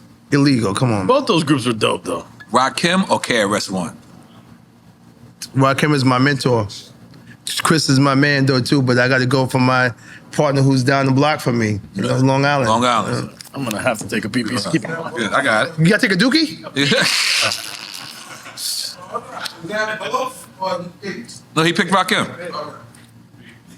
MJ or Prince? Obviously, Mike. Yeah, you know it's Michael Jackson. Even though Prince is still a genius because he produced his own music and the whole nine. But I just watched some shit on Michael Jackson just before about what they said that Michael Jackson, when he did the Oprah Winfrey interview, right? It was 1 billion people that watched it. No, 500 million, wow. Right? Then when he did, when he passed away, it was 1 billion people that watched it. The funeral? Yes. Wow. So when you talk about the people like, I'm the next Michael, none of y'all, no way in the world. His whole shit about him, Prince don't have that neither. That's why you have to give it to Michael. He was something that we never, ever seen before. Right. Did you ever hear the stories of them beefing? No. Yeah. Like the more and more we interview people, yeah. I don't think they liked each other at all. Yeah, but Mike said he showed up to a couple of his shows, but he was there to shut him down. He wasn't there like. Oh, okay. He wasn't there to like. Mike would come up to some Prince shows and know that these people ain't gonna tell him no. He's fucking Michael Jackson, and he would go on and try to like perform before Prince on certain things. And for real? Yeah, like this is like we have multiple stories from different people. And Mike was kind of like, the more and more you kind of see it, and you like kind of see him like with gang members. You like that didn't make sense. Yeah. Like I almost thought I saw him throw up a sign, but I didn't. I did. But wait, and beat it? No. I'm talking about in Thriller, all that. It was always like certain things, and then you hear like his affiliation, like. It's different, man. So I always enjoy those stories. Those are my favorite stories, Michael Jackson and Prince stories. Have you ever met Mike? I'm gonna tell you a story with Mike. Yeah. So I got a call to go do Blackstreet, Teddy Riley. So me and my cousin ride down to Virginia. Did they call Bernard Alexander again? That cool. Nah. All right, cool. You mention the name one more time. I'm stopping the show. You know what I mentioned it. I know, but this is too much. Okay, go ahead. Let's go. Because this nigga MJ, let's take this to the story. He's already in every interview. He's like, did you say my name again? What are we talking about? No. So I go to Virginia, and I see. You expected to see Teddy Riley? No, I go see. He called me. Okay, Teddy. So cause don't forget, I did Booty Call, the first single when they first album, right? That's right. So after I walk inside. For real? Mm-hmm. So I walk inside there. The first person I meet is Pharrell. Wow. Right? In Virginia. Is a producer. Mm-hmm. There, him, Chad, and a singer named Mike. So he's like, yo, I rap. I'm Pharrell, like, you do? tell you Yes. Is his shirt tight? I feel like No, he had a what's up tight with shirt. you people? Like, I'm not looking at people like that. I do. I have to Okay. describe the situation. But go ahead, continue. So if you go on the internet, there's a song with me and Pharrell called Boot Knuckleization that we made in 1993. Boot what? Fuck I outta know, here. it's crazy. Yeah. 93. Yes. Because I put them on 2 records. So what you trying to say? You discovered the Neptunes before No, me? I just expect that. Yo, hold on, Hey, man. he taking it from you. Yo, what you trying to do here, man? Teddy had them. Right, that's very true. Very Yeah, he true. had him Rum early, shaker. Rum early. shaker. He Yep. had Very no, true. he Before was Rum Shaker. in the studio. That was the producers. Yeah. But I let him rhyme on the records that I was doing. You let Pharrell rhyme before anybody else let him rhyme. Right. I always take those props. Damn, fuck you, Eric. Yeah, I but always see, take those props. but I didn't know that. You got to go on the YouTube. I didn't to look know at that. it. I didn't know that. I didn't know that. So anyway, I'm already amped up because I'm there with Teddy. Right. Outside is a tour bus, right? Michael Jackson on a tour bus. So Mike goes to the bathroom. I miss him, right? So I don't know that part. Teddy says, Eric, yo, you want to meet Michael? I was like, not now. You said not now. I don't know. What's wrong with you? Were you nervous or something? Did you thought it was Michael J. Fox? I was there with Teddy. No, I was there with Teddy. It wasn't like, this is what I was here doing. For some reason, that wasn't more important than what I you was doing. wildin'. I know. That's the illest shit. I told Teddy, not now. Crazy. I could have walked on that bus, shook hands, maybe could have been on a record, anything. Anything. My mind was someplace else. And let me guess, did Michael float out of there? No, Never he seen is him again. ill, man. This guy is ill. You never seen him again? I never saw him. You never saw him? No. So your one chance to My meet one Mike, chance. you blew it. Take a picture of the whole, I could have had all that shit. Nothing. Yeah, man. Yeah. You ain't even take a flick for the gram. Teddy would Take this collaborate. quick for yourself. Teddy would collaborate the story, and nigga like, yo, the bus is sitting out there. He said, you want to meet him? I said, not now. He must have thought, Teddy must have thought you was wild. I don't know what he thought. What, All I know what, the fact what it did didn't Michael happen. think if he was told Teddy? Oh, yeah, if he would, hell no. Hey, Teddy. Yeah, okay, yeah. Tell Erick Sermon to come back Michael here. would have been like, he would have been like crumbs. and then Teddy went back and said, hey, man, he'll be here in a little while. Yeah, but at the end of the day, Michael Jackson, nobody was bigger than him. Nobody. I'm not going to lie. Chris Brown right now, very close. What I told you, nigga. Very close, though. 500 million people watching. Michael's 1 billion Michael's people an watching. international phenomenon. When he goes to the shows, it's 100,000 people a shot, no matter what. Outside, when he goes somewhere, they got to shut down the whole Chris fucking Brown would tell block, you, neighborhood, Michael. everything. Yeah. We never He would seen say that Michael. from no individual ever. Yeah, that was it. Yeah. Aliens in the Bible.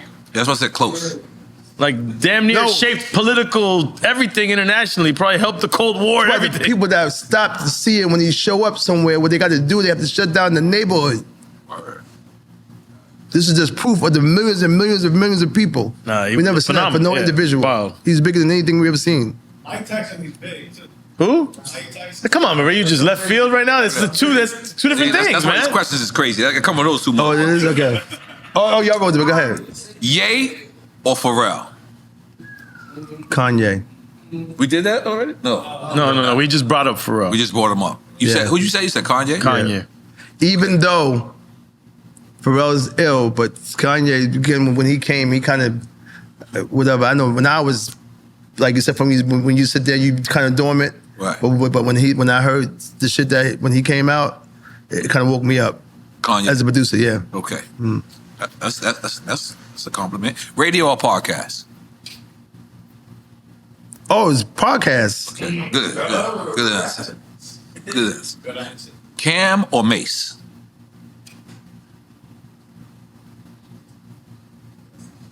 You gotta sip it. Yeah. I mean, big up to Cam and Mace too, man. Very proud of you. And that's phenomenal why. what they've done. That's why, because again, they both to me is almost kind of the same though, too. Because they both spit that dollar on the fire. They both spit it. Nah, you know? it's dope what they're doing.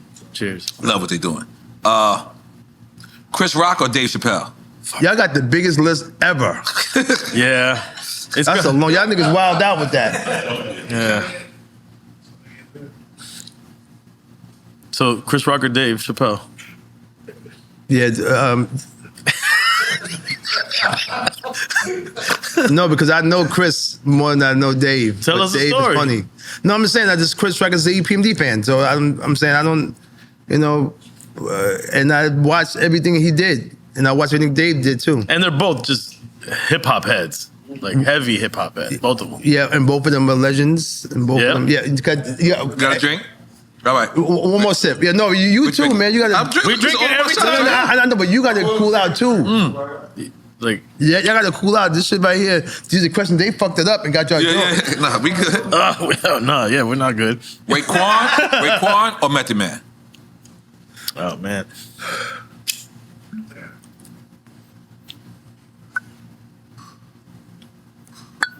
Raekwon is ill, but I'm gonna give it to Method Man. Okay. Kid Capri or DJ Red Alert? Whew. Yeah, but they do different things. Kid Capri is that's the point. It's whatever your category. It's whatever your category. Whatever you can say, I guess say both. Yes, it's both. They both because they both impacted. Okay. Hugely impacted. Usually, because that mixtape game was something insane. Dr. Dre or Puff Daddy? Well, you stop. Go ahead. Of course, it's Dre. You said Dre? Yeah. Okay. Marley Marl or Large Professor? But Marley Marl. Yeah. It would be he invented sampling. You got to give it. There's nothing to say about that. Right. You still going? Yeah, we got only a couple more. Yo MTV Raps or Video Music Box? Ralph McDaniels. I like that. Kiss or Fabulous? What does it say, Fabian? Why does it say Fabian? They wrote it in Spanish. Is that I speak fluent. Mr. Lee. They knew that you was not representing, so they put that in there. You put the Fabulous in. Have him say it because he gonna say it. Have him say it. Have him say it. Wow.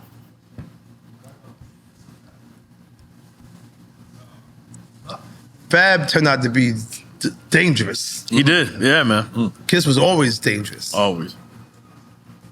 Yeah, so you gotta sip it. You know why? Because Fab turned out to be something dangerous. I mean, we don't have to sip it. Yeah. No. Yeah. You got it, Sonny? New Jack City or King of New York?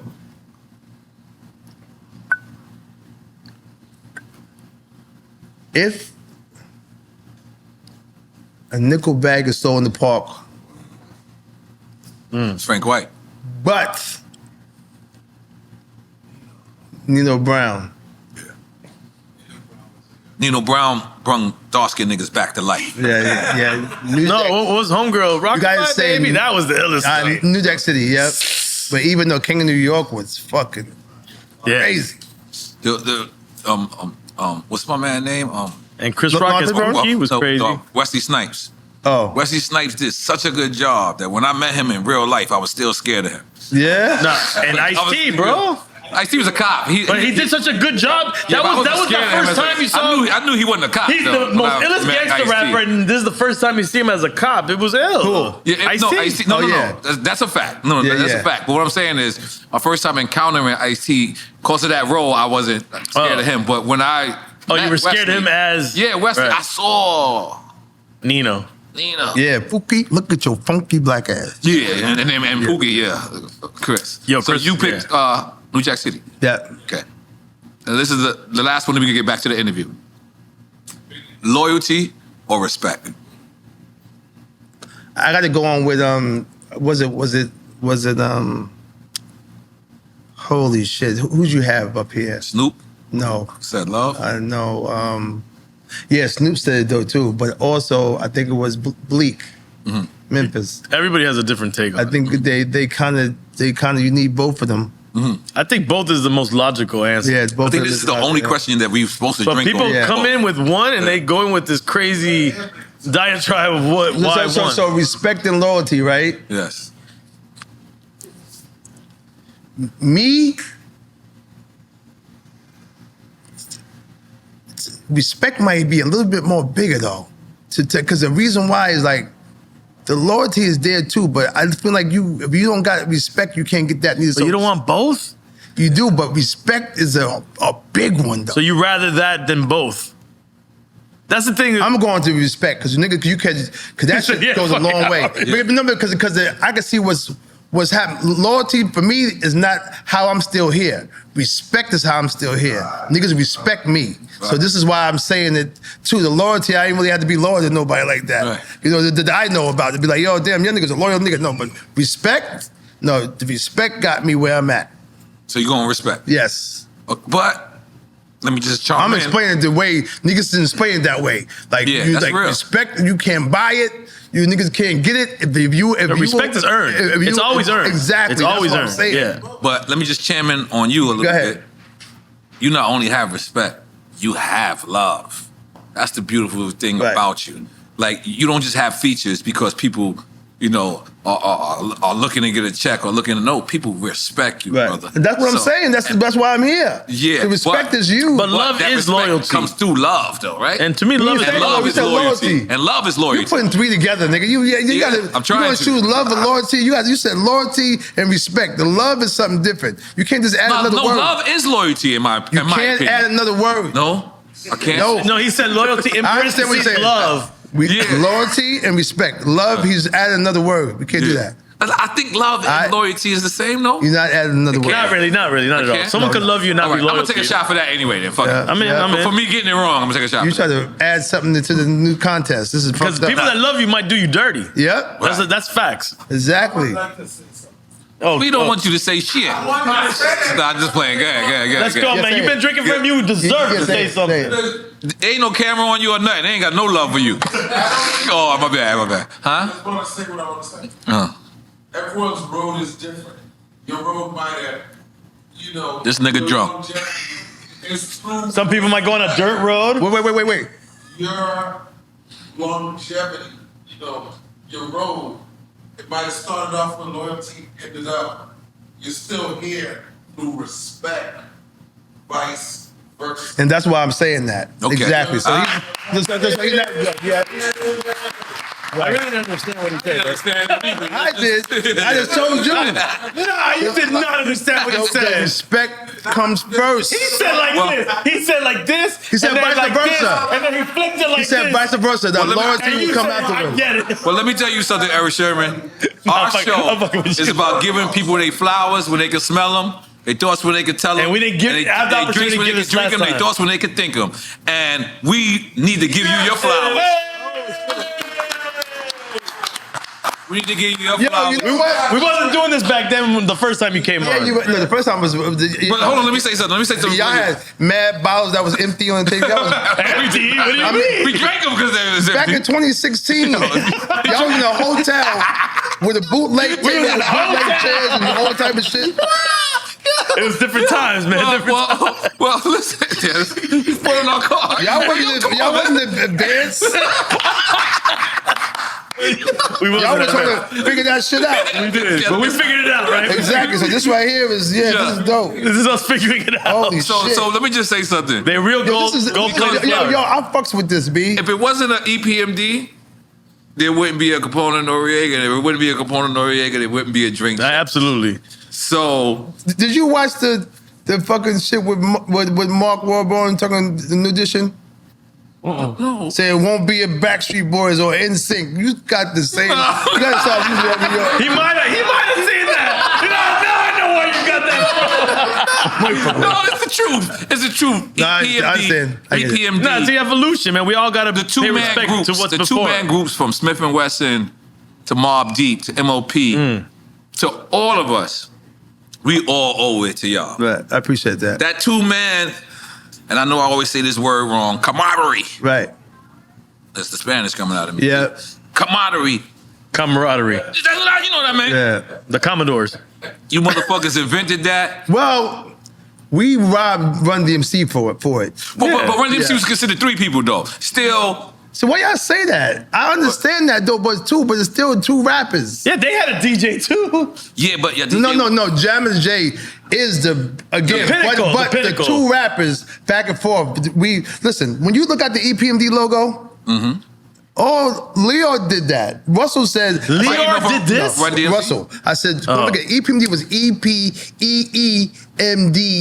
It was long. Russell was like, do it this way. I said, Russell, you can't take your because it's close to the Def Jam logo too. The red. You can't take Run DMC's logo, right?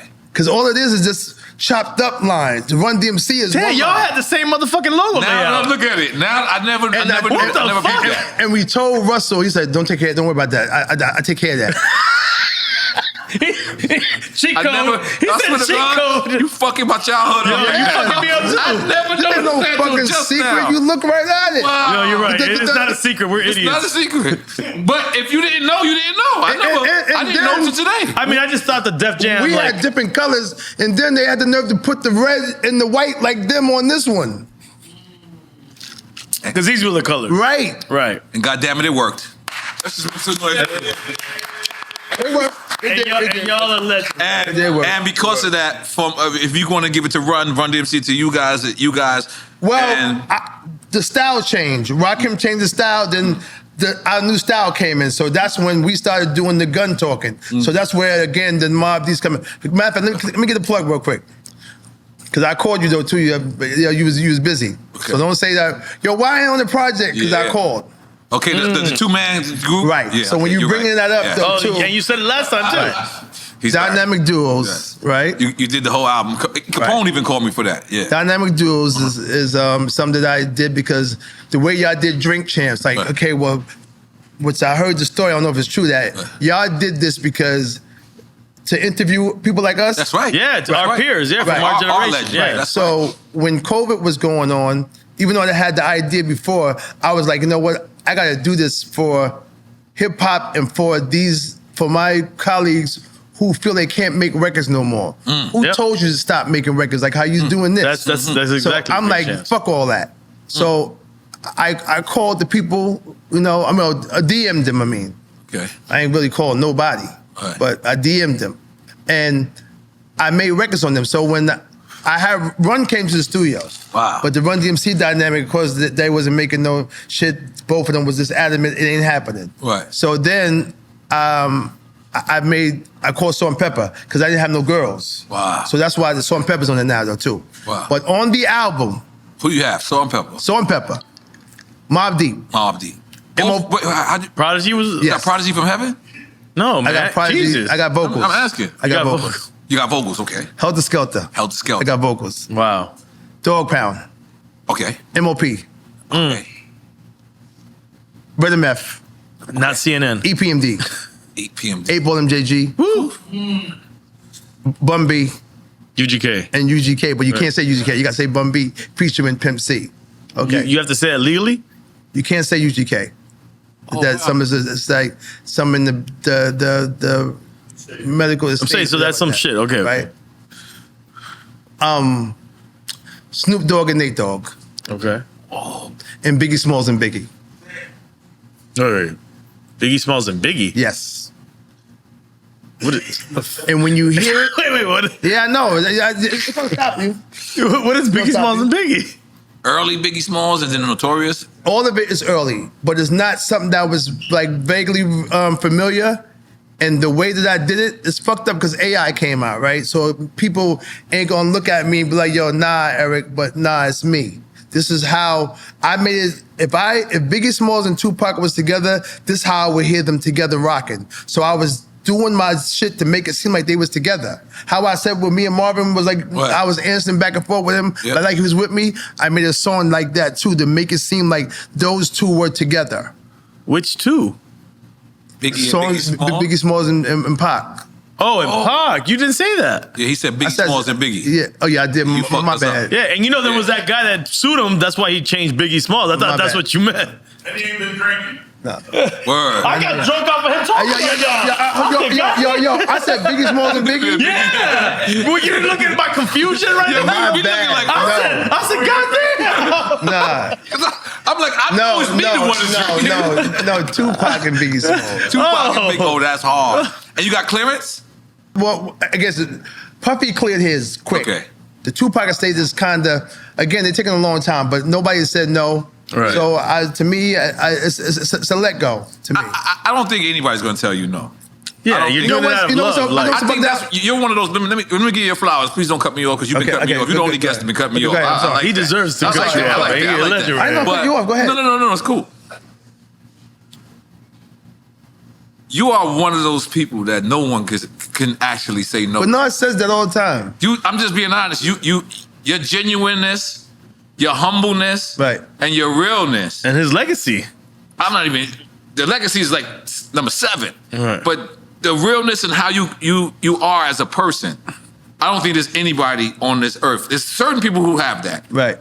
I see it in Fat Joe. I can't tell Fat Joe no. And I can't tell DJ Khaled no, even though I be knowing it's wrong. Like, I be like, damn, Khaled. What is wrong? I don't know. Khaled can ask me to do anything. I'm like, what the fuck? All right, I'll do it. Yeah. And I'm like, I don't know why I did it. Like, but No. But it's realness. It's so crazy the because realness. now. Hold on. Okay, you're right. My bad. It's the realness. Shit. It's the realness who you are. It's the humbleness. And like you just said, The legacy. you're a super, super legend. You're an icon. And I don't think there's anybody on this planet that if you call yourself is going to say no to you. Why you say that? Because now he gonna look like he's a fucking genius. He is a fucking genius. He's a genius. I'm just being honest with you, man. Yeah, but how do you know that that's not something that you wouldn't? I can see him saying, but you saying that too. I don't listen, man. I don't know no other way. You're never going to see that in yourself. That's You're the right thing. about that. And my mother used to be so upset, like, yo, what's wrong with you? Because I'd be like, Ma, guess what I saw last night? She'd be like, so? Like, you know, again, but this is just me. I know that the humbleness, I'm humble to a fault. So that's why I'm in, like, I really can say the position that I'm in, I never was able to, even though I got the status, I never was able to get to, you know, that part. But it's the long game, and you are reaching that part. Yeah. Maybe the people that you at one point saw at that part, they not here anymore. And that's the part I'm gonna go on that. As far as still being here after 36 years to be able to God damn, make still some be, noise for that. and then to be able to say, okay, you know what? Hey, I went to a party during the Grammys. I went to the Warner party because I'm on Warner, right? And I walked in there, I was foreign because it was all young people, Right. and I'm the old head in there, you Right. know. But I'm like, I'm here with a project getting ready to come out in the system like 300 with all that shit they got over there, and I'm over there getting ready to come out. So it kind of bugged me out a little bit that how the fuck I'm doing this long and still be able to. And then like I got an announcement. I can't make it right now though too, but y'all it's about to shock the world. Right. Because my label is gonna be with somebody who did this before, and we are getting ready to make another impact. You know, as far as this, somebody's missing the boat with talent. When we signed N.O.R.E, we knew he had 10 years. We're not signing that now. We're signing what's popular. So now you see why the music business is not doing so well. Seeing why you see the mirage of what you think is doing well. Nobody's signing no talent. And I'm not saying that everybody that's out is not talented, but the talented people that don't have to worry about, you was there. No, you hosted this shit. Lyor was like, fuck the algorithm, fuck the fucking likes. You come in front of me with this bullshit, I'm smacking the shit at you. All this shit, it don't matter. All right. And he told every major person in there, sign some fucking talent. All right. He did. So this is where we at this particular moment. We need that leadership. Can you rap, nigga? Say some bars. Okay, now rhyme regular, but not behind that record. Right. Okay, can you sing? Sing regular. Sing now No live. auto-tunes. Yeah, no auto-tunes. Not Anything. behind the computer. As far as talented people, and that's what somebody just said, that the major label killed the superstar. Damn. Used to be the radio killed the super. So we don't have that. So where is the 50? Where's D? Where's fucking all these people that you see that came out every 5 years that was humongous? Where's the M? Where's the Snoop? Where are they? We got the same people circling like this. And they're there though. There's droves of talent, but nobody's doing anything. That's what Leo was saying. Right. He told the people, he said, sign some fucking talent. In front of all these labels, he said, look what hip hop did, made all y'all motherfucking millionaires. Leo was wild that day. He said, look at all y'all sitting down there. Hip hop did this for y'all. Very real. So that's what I'm saying. I forgot that part. Damn. I forgot that part. Yeah, you was talking about that shit because homeboy, so you don't call him, don't fuck with him. Dame had me scared. No, Dame. No, not Dame. The other big one. Jay looked at me Don't like, fuck with me. do not, because I was like pranking the crowd and shit. Jay didn't want to be pranked. Yeah. And I did not prank him neither. But they told him to do it. Yeah, they told you go. I've pranked everyone around him, but not him. But that table was crazy though. Swiss Beats, Jermaine Dupri, Jay, and Puffy. Yeah, it was raw. Are you following what's happening with Wendy Williams? Yeah, of course I watched it. You know? What the fuck? What are they putting cameras in her face? What is that? I just think that again. She did a series. She did a documentary. No. That shit was supposed to be her reintroduction, like she was saying about coming back to TV. Okay. And then it went left. Oh, that's what happened. Then in that natural thing. Well, that's what she kept saying. She kept saying her health declined there. Right. Well, she wasn't supposed to shoot that. Right. But So somebody again, signed off that shouldn't have. Nah, I think that to me, like that dude that was talking, I think that they got paid. Wow. You know, because again, she wasn't supposed to be seen. That wasn't supposed to be seen. Do you think that's karma coming back at her? Because Look at N.O.R.E. when that be aggressive. I'm just asking. Like, you think so? Because that question, you already answered that question. That's what everybody else is saying. That too. Like, but people do it, you know. But again, when you at that magnitude and all that, what are you doing? that's it. Oh, for you to take home. Yeah, and the smoke here too. Nah, he'll smoke all that shit here. Chong in it for real. And that shit has But cocaine in continue, it. because I didn't think Wendy's people would let that go down. Who's her peoples? I don't know. But I'm just, I Those mean, were them. That was the people that no, filmed- not the family. You're right. You're right. The family. Nobody. I No. didn't think that. That's why you got to be like, yo, who benefited? Right. And I think it's like the manager and that guy that was, you know, to me, they kept showing them. Right. You know. Yeah. You said the karma. Karma's a motherfucker though, man. I mean, because I believe in she karma. made a living putting people in a vulnerable position. And now it's like she's going out at that same vulnerable position Yep. that she tried to like put everyone else on. And I'm like, I'm just curious because, I mean, she's the queen of black media. Yeah. To a certain That's one that you extent. can't take from her. After Oprah Winfrey, it was her. Yeah. I didn't know how big she was either. That all those years she was on. Yeah. Like I'm like, God damn, she was that crazy. She was big like that. Like I remember at one point, I wish she dissed me.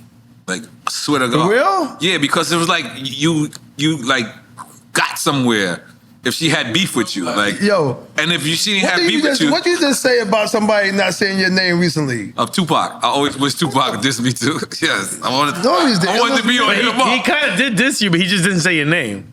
No, how dare you? No, he did. When he did see it, when he did Mobb Deep, and he said, and those other motherfuckers. And those other, he dissed you. Oh, okay. All right. Okay. I motherfucker remember that. He was like, you're Mobb Deep, and one of you niggas got sick as hell, and the other motherfuckers he was talking about. Because that was the one track that he was first. I never even peeped that when he said other motherfuckers. Yeah. I gotta go back and check it out now. Because it never came out officially. It was those mixtapes that put out those records. Okay. That was hilarious. No, he said, I wish he said my name. Oh, I would have been ill. I would have been on. Right there. What? Yeah, I mean, you know, Talib Kweli said this in a funny way to us on our show. And he said, even when Kanye West dissed you, he big you up. Because if he diss you, it's like you have a new single out. Yeah. Everyone wants to talk to you. And oh no, that nigga say looked something? at Talib like, what? But then I thought about it. He was like, I got 15 interviews over the drink champs. Yes, that's true. And I was just like, what? And that's true. You're right. But in a certain way, when you it is. say it like that, the Tupac, you're right about that. Because if your name, that means everybody heard it. Everybody, who's N.O.R.E? Yep. You're right. You remember Chino XL, like who was? I love Chino XL. Bro. But I remember everyone inquiring about Chino XL because Tupac dissed him. And Tupac was like, yo, and Chino XL, fuck you too. And I'm like, who the fuck is Chino XL? And everybody went, and I don't know if Chino XL knows that. Though, too. That Chino XL is He's Puerto Rican. I love Chino XL.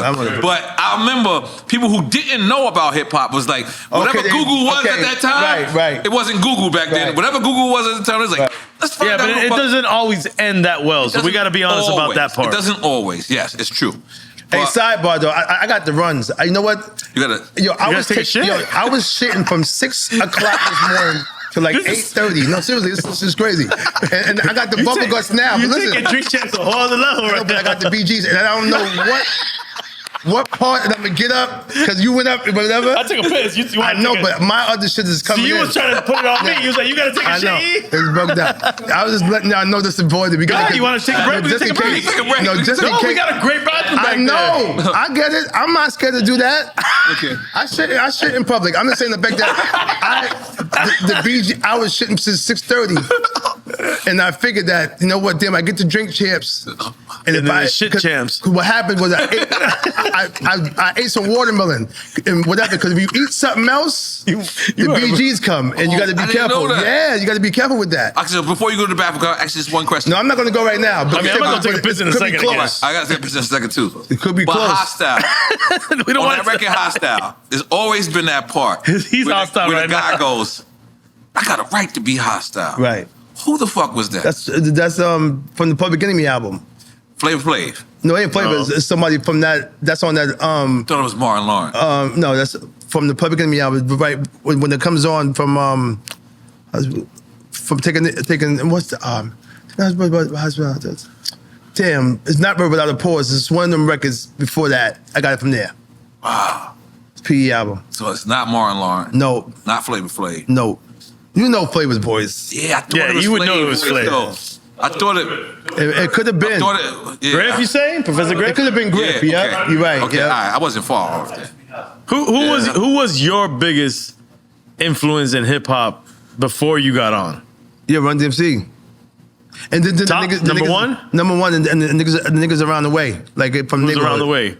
Yeah, some dude named Burgermeister and some dude named Amazing A. These guys was the ones that was in the neighborhood. But this kid named Frankie, it was the Darnell, and I remember these people, man. Like when I'm coming back with my names now, these guys was somebody special. You know, Born C,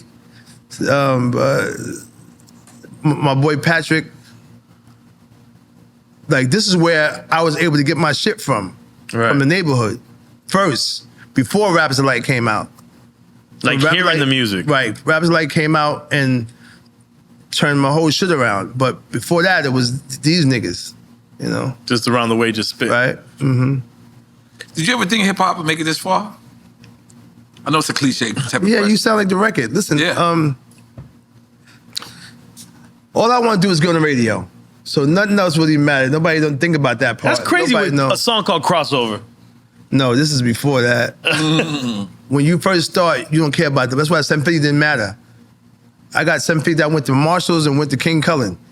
I got groceries from my mom's and went to Marshalls and Marshalls, got the you could get your best gear at Marshalls. Marshalls was lit. Like 750. before Alexander. Yeah, Remember Alexander's? See, that's Queens. Yo, you know, Nick tried to get me in Left Rack Mall. Oh, Queens in the Mall? Yeah, what happened? Yo, nigga tried to get me. I went to go see this chick. They tried to rob you? And she's like, yo, Eric, you gotta leave the mall. I said, what? He said, niggas just trying to get you. God damn it. That's why I fuck with Queens like that. like not like that with niggas, but as far as me, like when I was doing my rounds, it was mostly Brooklyn, Manhattan, and the Bronx. Okay, wow. But since that shit happened to me, niggas tried to get me. I'm like, nah, I ain't going back there. right there. Jesus, man. Left rack. Left rack. Let's make some noise for us. Because it's crazy, because when you get off, right, from the LA, you go down there, whatever, and the more was ill, I'm like, yo, the girl said, yo, you got to get out of here. I'm like, what do you mean? Did they come to get you? The mall is gentrified now, Huh? The mall is gentrified now. Yeah, in 88, it wasn't gentrified, it was niggas, it was you in there. It was you in there. So what is your favorite part of the game? Is it making the record or performing the record? What you mean? Like, is it you put in the studio? I guess when it comes out, like making the songs is better. You know, making the songs. Yeah. I mean, like I said before, I enjoy hearing what this record sounds like when I'm producing an artist. So, you know, making those Redman records is fun. Right. Making Red and Meth records was fun. Making Keep Murray records is fun. Right. Making EPMD shit was fun though too. Right. But they don't forget, I done did, you know, the Jay-Z's, the Scarfaces, having 4321 and having these type of stuff, you know, these records that's out there was fun, you know. Doing R&B was fun, you know. I did much R&B than I did hip hop music. Wow. But people don't see me and be like, oh yeah, I did D'Angelo, I did Chico DeBarge, I did these Chico DeBarge, these people. My man. You know, you look at all these groups that people, it's like whack to say Google me, but at the end of the day, it's like you could say that you did this, but like N.O.R.E was saying, the track record, I can't say it, but nigga, you ain't me. Right, that's right. Like, them niggas ain't me. This nigga, they ain't do what I did. They not what I did. God damn it. But again, there's nobody, I don't bark, so there's no vocals to be able to say, yo, whatever. So I'm like the underrated nigga, but not the underrated nigga, you know what I'm saying? But when it comes down to me doing rap music, but doing R&B too, right? Nah. Niggas, they had the opportunities of groups that came to me in front of me. I remember your era of producing R&B. But I'm talking about the groups that I would have had. That you could have been behind 100%. Raekwon, I could have had that. I could have had the Wu-Tang Clan. What? Wait. Wait, what? Go back. I could have had Game. No, wait. I could have had Stop. You're going too fast. Yeah, way too fast. Go back to Raekwon. Come on there. What do you mean you could have had? You could have had. You on the Wu-Tang, they showing the Wu-Tang show.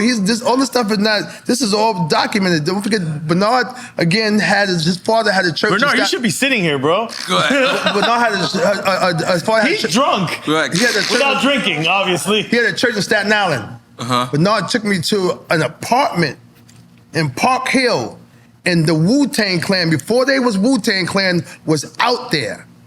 I got a picture that's going around that we can't find, me on my IROC with all of them on the IROC and me. Before the Wu-Tang Clan. Now, I take a walk to Raekwon's steps of his apartment. His name was Shala at the time, whatever. He sit down there. He tells in the interview, I almost signed with Eric. Oh, so before Wu-Tang launches? Yes, they ain't even nowhere near done. They ain't no Wu-Tang Clan yet. This is 89. So this is your same thing with Biggie. Biggie's around you, you don't, none. Ray, none. Ludacris, The Game, all of them. 50 Cent. You saw Corey when he told that niggas coming, 50 Cent is like, how to rob is out, whatever, such and such, and now he got to figure out what to do with him, and he knock on my door, because he lived next door to me, and he says, yo, Eric and Bernard, here, you need to take care of this for me. You gotta take care of him. That's why I did, you don't do it like we do. Nigga, you on the goddamn record. God damn. This sober drunk Erick Sermon is out of control. Yo. So let me ask you, does that make you paranoid? What? Throw niggas out like we do. Next thing you know, he gets shot. But does that make you paranoid that any artist you come across might be the next one, but you're not seeing it? I turned down Nas. I turned down the Fugees. I turned down fucking, these are all Bernard's artists. Don't turn down. Look, Sonny D's about to give you a demo. Do not turn him down. Listen, hold on. Look, he's got the jewels. Hold on. Yo, I'm gonna take a break. Oh, go. I got to finish next. It's a part to where, like, some parts of mistakes I made in my life, the mistakes, I wish I would have been able to know that, to hear what Nas was saying. Because again, that was the Illmatic album. I had no idea. Prior to him doing, so okay, wait, what part of Nas do you meet him? Is it Live at the Barbecue? No, this is producing the Illmatic album coming. For you to be a producer, right? And you just didn't. I don't get it. I did C-list records. I wasn't paying attention to him like that. Oh, you didn't give him your all. No. Wow. No. Whoa. And after he left me, Bernard took him to Pete Rock.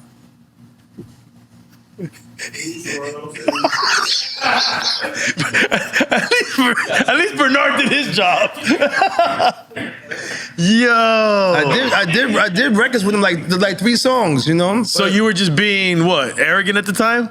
It wasn't that. Don't forget, I had my own artists. Right. And so his squad's already happening at that time. Yes. Right. So I can't hear what I'm from Long Island, so I don't know about Queensbridge and the type of struggle and the whole that shit. My niggas over here talking about. No, I get it. I understand what you're saying. Spellbound and Skip with these bums, and then Reggie. Well, that's fuck. I got A's, bitch, and then Murray's over here like, so all this shit is too much. Right. Now we're all looking in retrospect, so it's easy to say that now, but I get it now. In that landscape, you had the top tier artists already. It wasn't the fact that Redman, it was top tier. If I would have, if he had the same type of stuff that they was you didn't doing. Hear this. He turned down Illmatic. I heard that. He said he gave him his seedless beats. He said, "Here, you can have this throwaway." You didn't believe well, it? I didn't give it to him. He just rhymed on what I gave him, but I knew it wasn't strong. He didn't give him his best. Yeah, because I didn't understand it. Long Island niggas. I'm fucking with you. That's crazy. But the coolest nigga in the planet. Who? Nas. Oh my God. Again, it was so long ago. I don't even know if he remember how the sessions went. But again, whatever. He rocked on what I gave him. Right. But you weren't a dick in the sessions, were you? What? You weren't being a dick in the sessions. No, hell no. You just didn't give him your best. I just wasn't paying attention. I didn't do the natural thing that you do in the studio when you're making records and you amp and stuff like that. It didn't happen like that.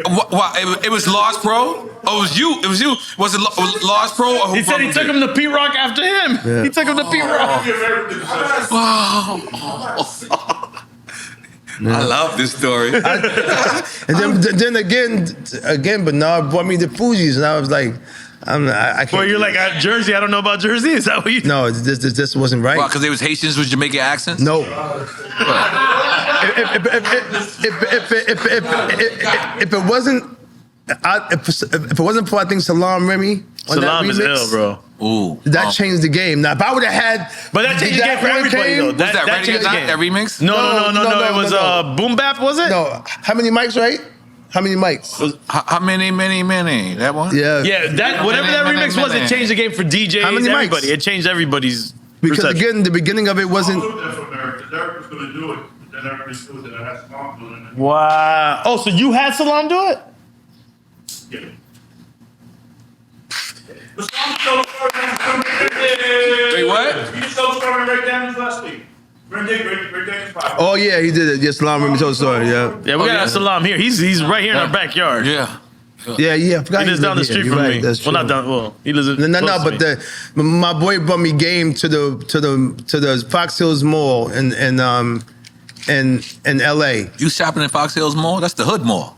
Yeah, but no, we New Yorkers. Come on, now stop. Okay, all right. So, yeah, you're right.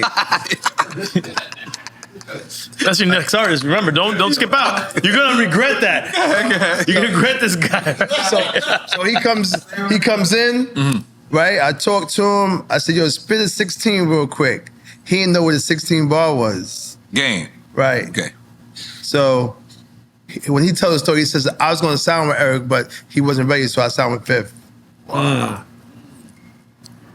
And so what happened? He spit the 16? No, he didn't do it. He did? No, he spit rhyme, but Okay. he didn't know what Into the the cutoff structure, spot. right? Yeah, structure. All right. You didn't see the talent, or? Oh yeah, he was. The game was. the game. So sick. that was your Game is still that hard. was the game changer for you that he didn't know the 16? No, I just Oh. didn't. I just wasn't, like I said before. I just told you, man, I'm already doing me. You just was not into it. It wasn't that. I'm already I'm out there. You're stretched thin.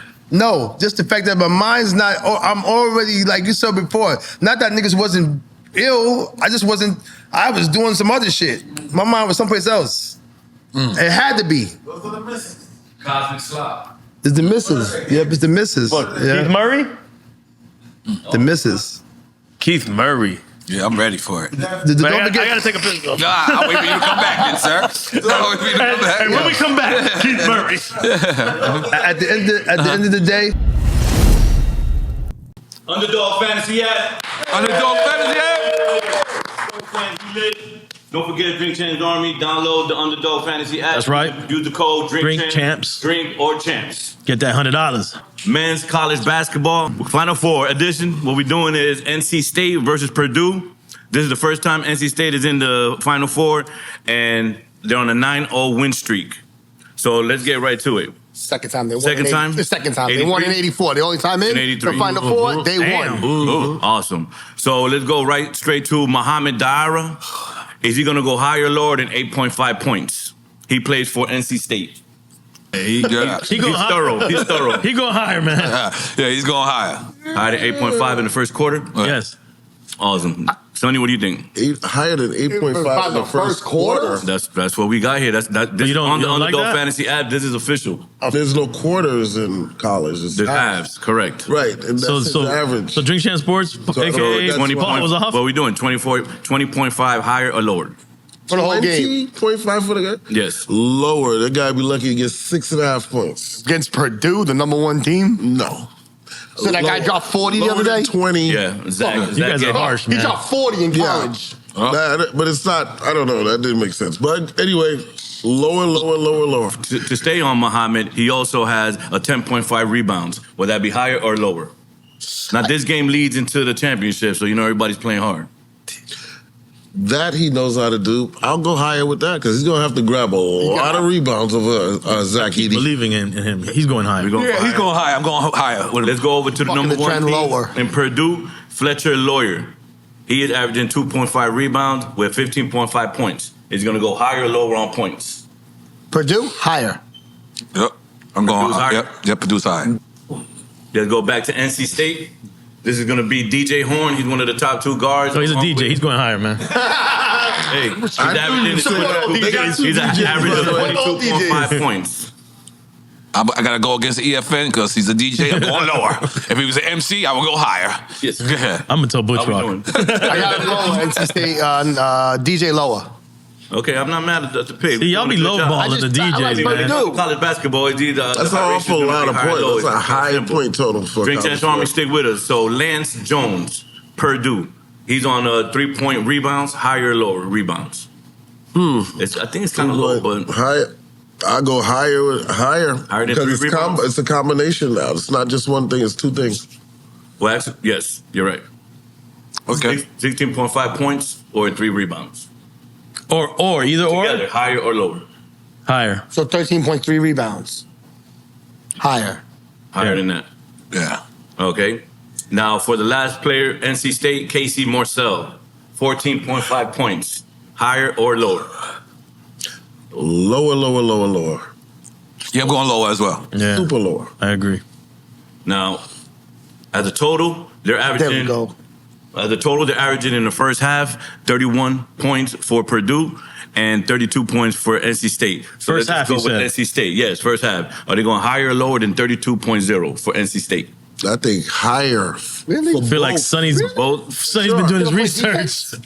Just Purdue has the defense going, man. Bro, Purdue's defense is, that's why they're #1 team. Exactly. The Boilermakers they're not is what number they're one in called. defense. So you think That's why both they're are a doing #1 well? team is because of the How defense. come every time I think of Purdue, I think of chicken? Defense wins Back. championships. You're not wrong. Defense wins championships. How many times do you notice? That's not true. Higher. Higher? That's just my opinion. Lower? All right. That is the first game of the night. That is NC State and Purdue. That's going to be followed up by one of the bigger bangers of the games, which is Alabama and the #1 seed, UConn. So Alabama Crimson Tide, this is their first time in the Final Four, and the UConn, they won last year. Yes, they so did. they're going to be going for a repeat back-to-back Yes, they with are. the legendary coach Dan Hurley. So how do we see the total on defense, Sonny? For who? What's the total? And what's the The number? total is 146, higher, lower for both teams. 73. Lower. Lower than 146 Lower than 146 because of Connecticut. because of Connecticut defense. That's the #1 defense. Don't sleep on Alabama. I just believe in Sonny, man. It's easy for He you. speaks the truth. He's not Going with Connecticut. he's not- Connecticut on the Yeah. high. Sticking with Crimson Tide, Mark Sears. He is an averaging 20.5. Is going to be higher or lower than 28.5? Lower. He's averaging 20 and the number is 28. Yes, that's the lower. I think Diego just said, duh. Yeah, lower. We're sticking with that. UConn, Tristan Newton. His average is 16.5, but the number is 29.5. This is the big game, bro. This leads to the championship. The higher, lower. Again, I got lower. That's definitely lower. He's gonna have half the team's points. Let's not mislead the Drink Champs Army. We're technical on the picks. We're seeing the facts. The next player for UConn is Donovan Clingan, 26.5. Higher or lower? Lower. Lower, because his last name's Clingan. Damn, man. But is that a combination of what? No, a combination of... I don't even want the facts, bro. No, because they have... Points is half the team's points. 26.5 is points and rebounds. Right. See? So it's combined. Right. Rebounds realistically. You get I mean, they have 6, single 7. picks also for the Drink Champs Army. It's not just a combination. Combined is fine. Combined they is have fine. points, they have rebounds, they have assists. He's asking for the combination. The combination is points and rebounds. So that's important for them to know what they're going higher or lower. Right. You know. Okay. So for him, it's higher than 26.5. 26.5. EFN? All right. Higher, lower, Sonny. For Alabama, Final Four, Aaron Estrada, assists, 4.5 assists. High or lower? He's higher, man. Yeah, he's definitely going higher. Erick Estrada's cousin? Higher. Yeah, all right. Yeah, higher. Sticking with the Crimson Tide squad, Grant Nelson, 5.5 rebounds. Talking big mans now. But for Grant Nelson, I'll go higher than 5.5. I think everybody's active and he's going to play a major role in this game. All right, I'll go with you. Let's go. That's Grant Nelson. Now, for UConn, Stephen Castle. Combination of rebounds, assists, and points. 18.5, higher or lower? All day higher. And for the last pick for today, we have Alex Karabin, UConn. Combination of points, rebounds, assists, 19.5. Lower, for sure. I'm going to go higher. We're going to go higher. There you go, Drink Champs Army. Don't forget to download the Underdog Fantasy app. Use the code DRINKCHAMPS. Champs or drinks. Flipping it up.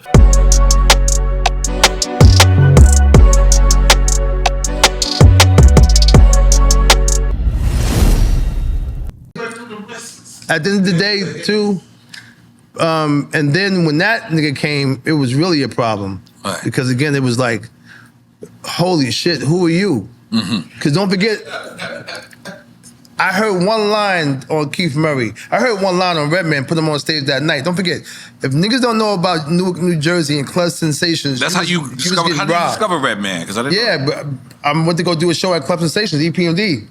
And, That's in Newark? Newark. Brick City. 89, or 90. Smells like a lot of crack. No, but it was wall to wall, but they will rob you That's what I'm saying. quickly. Yeah.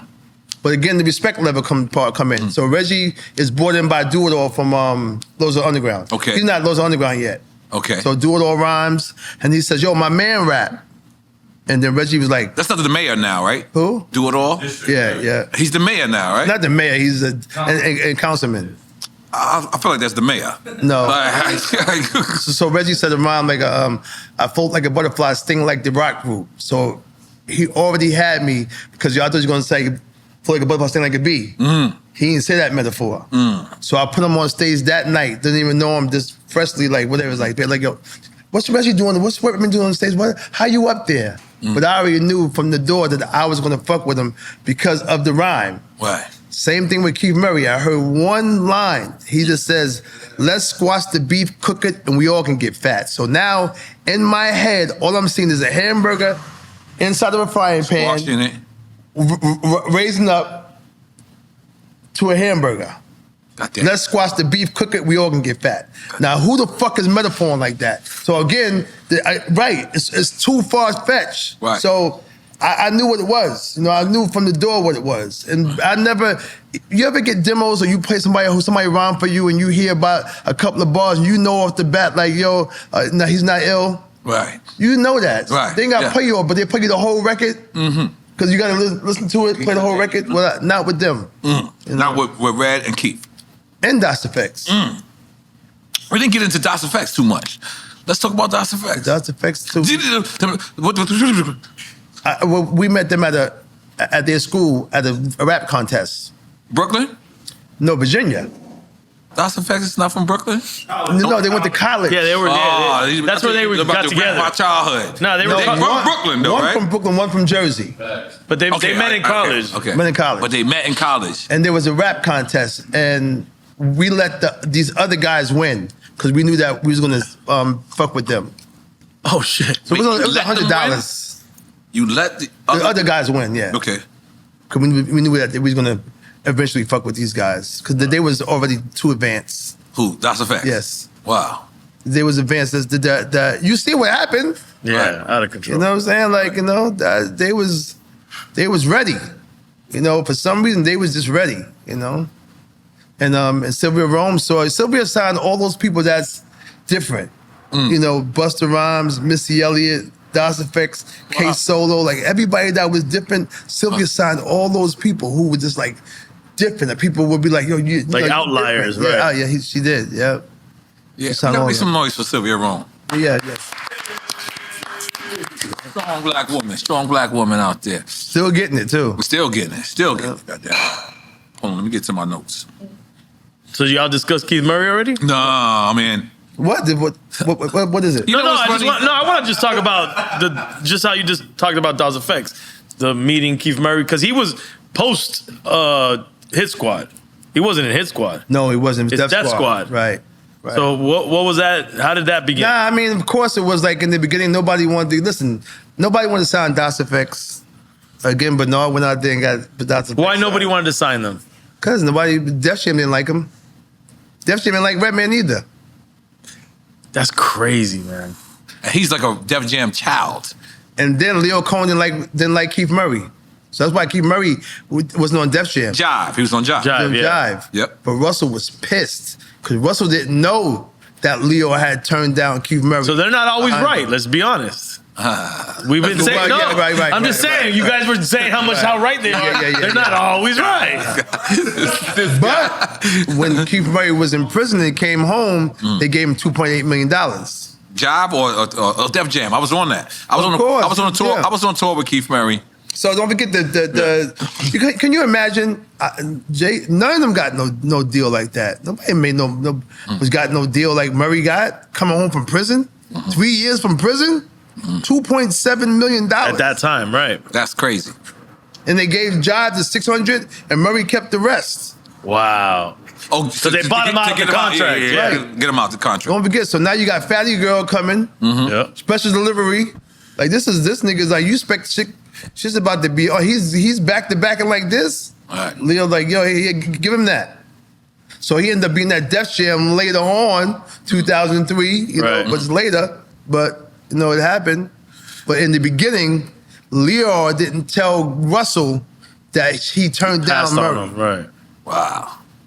So let's address Keith Murray. I got to. You said you want him to come. I've been wanting to. I love Keith Murray. I want him to come on the show. Yeah, we do. but I understand your point of view. Keith see me at LL's Rock the Bells, right? I'm sitting outside. What, the one that just passed? Nah, it was 2 years ago. This is 2 years ago. Okay. This is like post-pandemic. I see Keith. Keith sees me. Say what's up. But I'm waiting for my people to come in. So I'm waiting for my people to come in, and security stopped me, and they say, yo, see with you. Because I'm waiting for my people. So I'm like, no. Because my people is coming down. Keith must have took it like I was saying, no, he's not with me. I kind of did say it like that. And I'm going to tell you why. I was in Queens. If I was anywhere else in the world, right, and if Keith needed to get in, right, I'm obligated to get a fellow rapper in. I'm obligated. But I know he's from Long Island. He's from right down the block. He's good. LL's gonna come get him eventually. Yeah, right. LL's gonna come get him eventually. But I got these people that waited months to see me. I'm not mad at that. Waited months to see me. So I did kind of pick my people over seeing where Keith was. Right. It was a misunderstanding, man. Yeah, it's a misunderstanding, but I want to address it like a man. I want to address it like a man because how he took it could have been that way. It could have been because it was just a spare of the moment. Dissed him. Like I dissed him. And that's not me. Yeah. That's what this whole show is about, is giving flowers. When I see a fellow legend, I want to salute a legend. Right. But at the same time, I don't do shows no more, Eric. You said you don't leave the couch. I don't leave the motherfucking couch. You ain't got to leave the couch. I don't leave Carbones. Yeah, cause I don't leave ZZ's. Your couch outside. I don't leave Kinshasa. See? I don't leave these places. I earn my spot to be there. So when I'm there and I'm seeing a fellow person, Okay, what's and all let's these? just be clear. Are these restaurants? I don't even know. But let's just be clear. We He's all trying like, I know these No, I motherfuckers. don't know I'm like, either. exactly where I only know are they the Carbone. department and stores? we all know to a certain extent, Keith is a liability to a certain extent. Yeah. I did not want to be responsible for the person that let Keith in. Knowing that he has a relationship with LL, we're all here for LL, regardless if the check is involved or not. Right. We're there for LL. Right. I didn't want to be the guy that snick Keith Murray in. And he do some great, he fought on the mic. We seen him fart on the mic at Big Face Gary's show. We seen him standing in front of the streets, stopping cars. We seen him jump on top of a girl's back. It's all documented, guys. This is all on the internet. So I felt at that time, I didn't want to be responsible. Right. But did I diss Keith? Hell no, that's not what I meant. That was not my intention. That wasn't your intention. That was not my intention. Nah. But my intention was to protect myself, though, as well. I got you. Yeah, you know what? Listen, I'm sad. So he went, so this is why I was mad. This is the reason why I was mad. He told the story on Big Face Gary's show.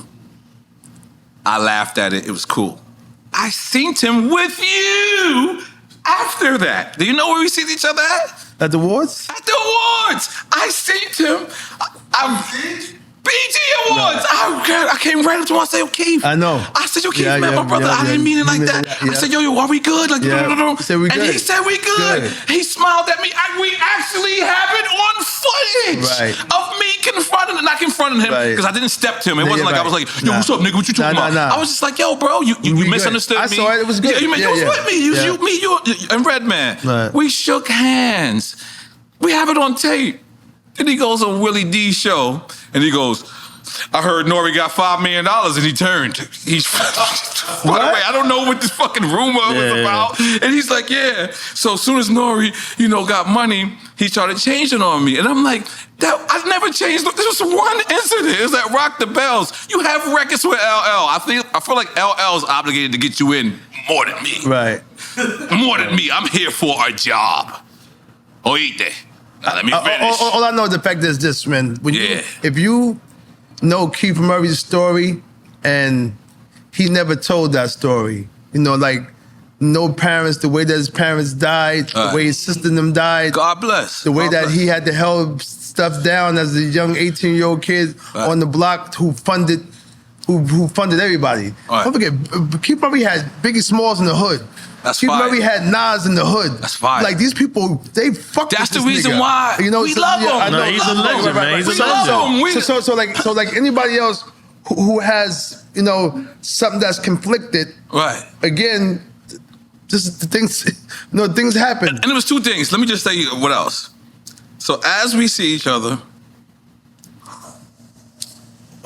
I get my people in who was waiting for 30 minutes. I get them in. He was waiting for his time. But then we both go to the bathroom. We both come out of the bathroom. And we're like, he's on one side of the bathroom, I'm on the other side of the bathroom. And we both come out of the bathroom. I don't like giving, fives after the bathroom. It's just a natural thing. Right, I got you. I'm just like, ugh. Right. I go to the stage. I perform. And Keith says, and I have to address this part, he goes, he didn't stay there when Tragedy performed. Well, I just want to explain something too, because I got to address him, because he addressed me twice. He did it on Big Face Gary's show, and he did it on Willie D's show. What you got to do with me, though? Exactly. Set your ass up. Yeah. So look. No. This is. I'm not negative at all. No.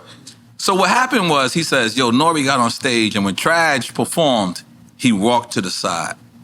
That's called taking a break It's called getting the water break. And it's called that this was my show. I was trying to let Trad shine. How could you take that in any other way? So I don't watch nobody. Good. These are my class. When I'm done with my work, I'm fuck out of there. And niggas be like that too, because I used to be like, damn, why niggas going home? Because I didn't understand that when I was younger. Like, niggas ain't watching my show?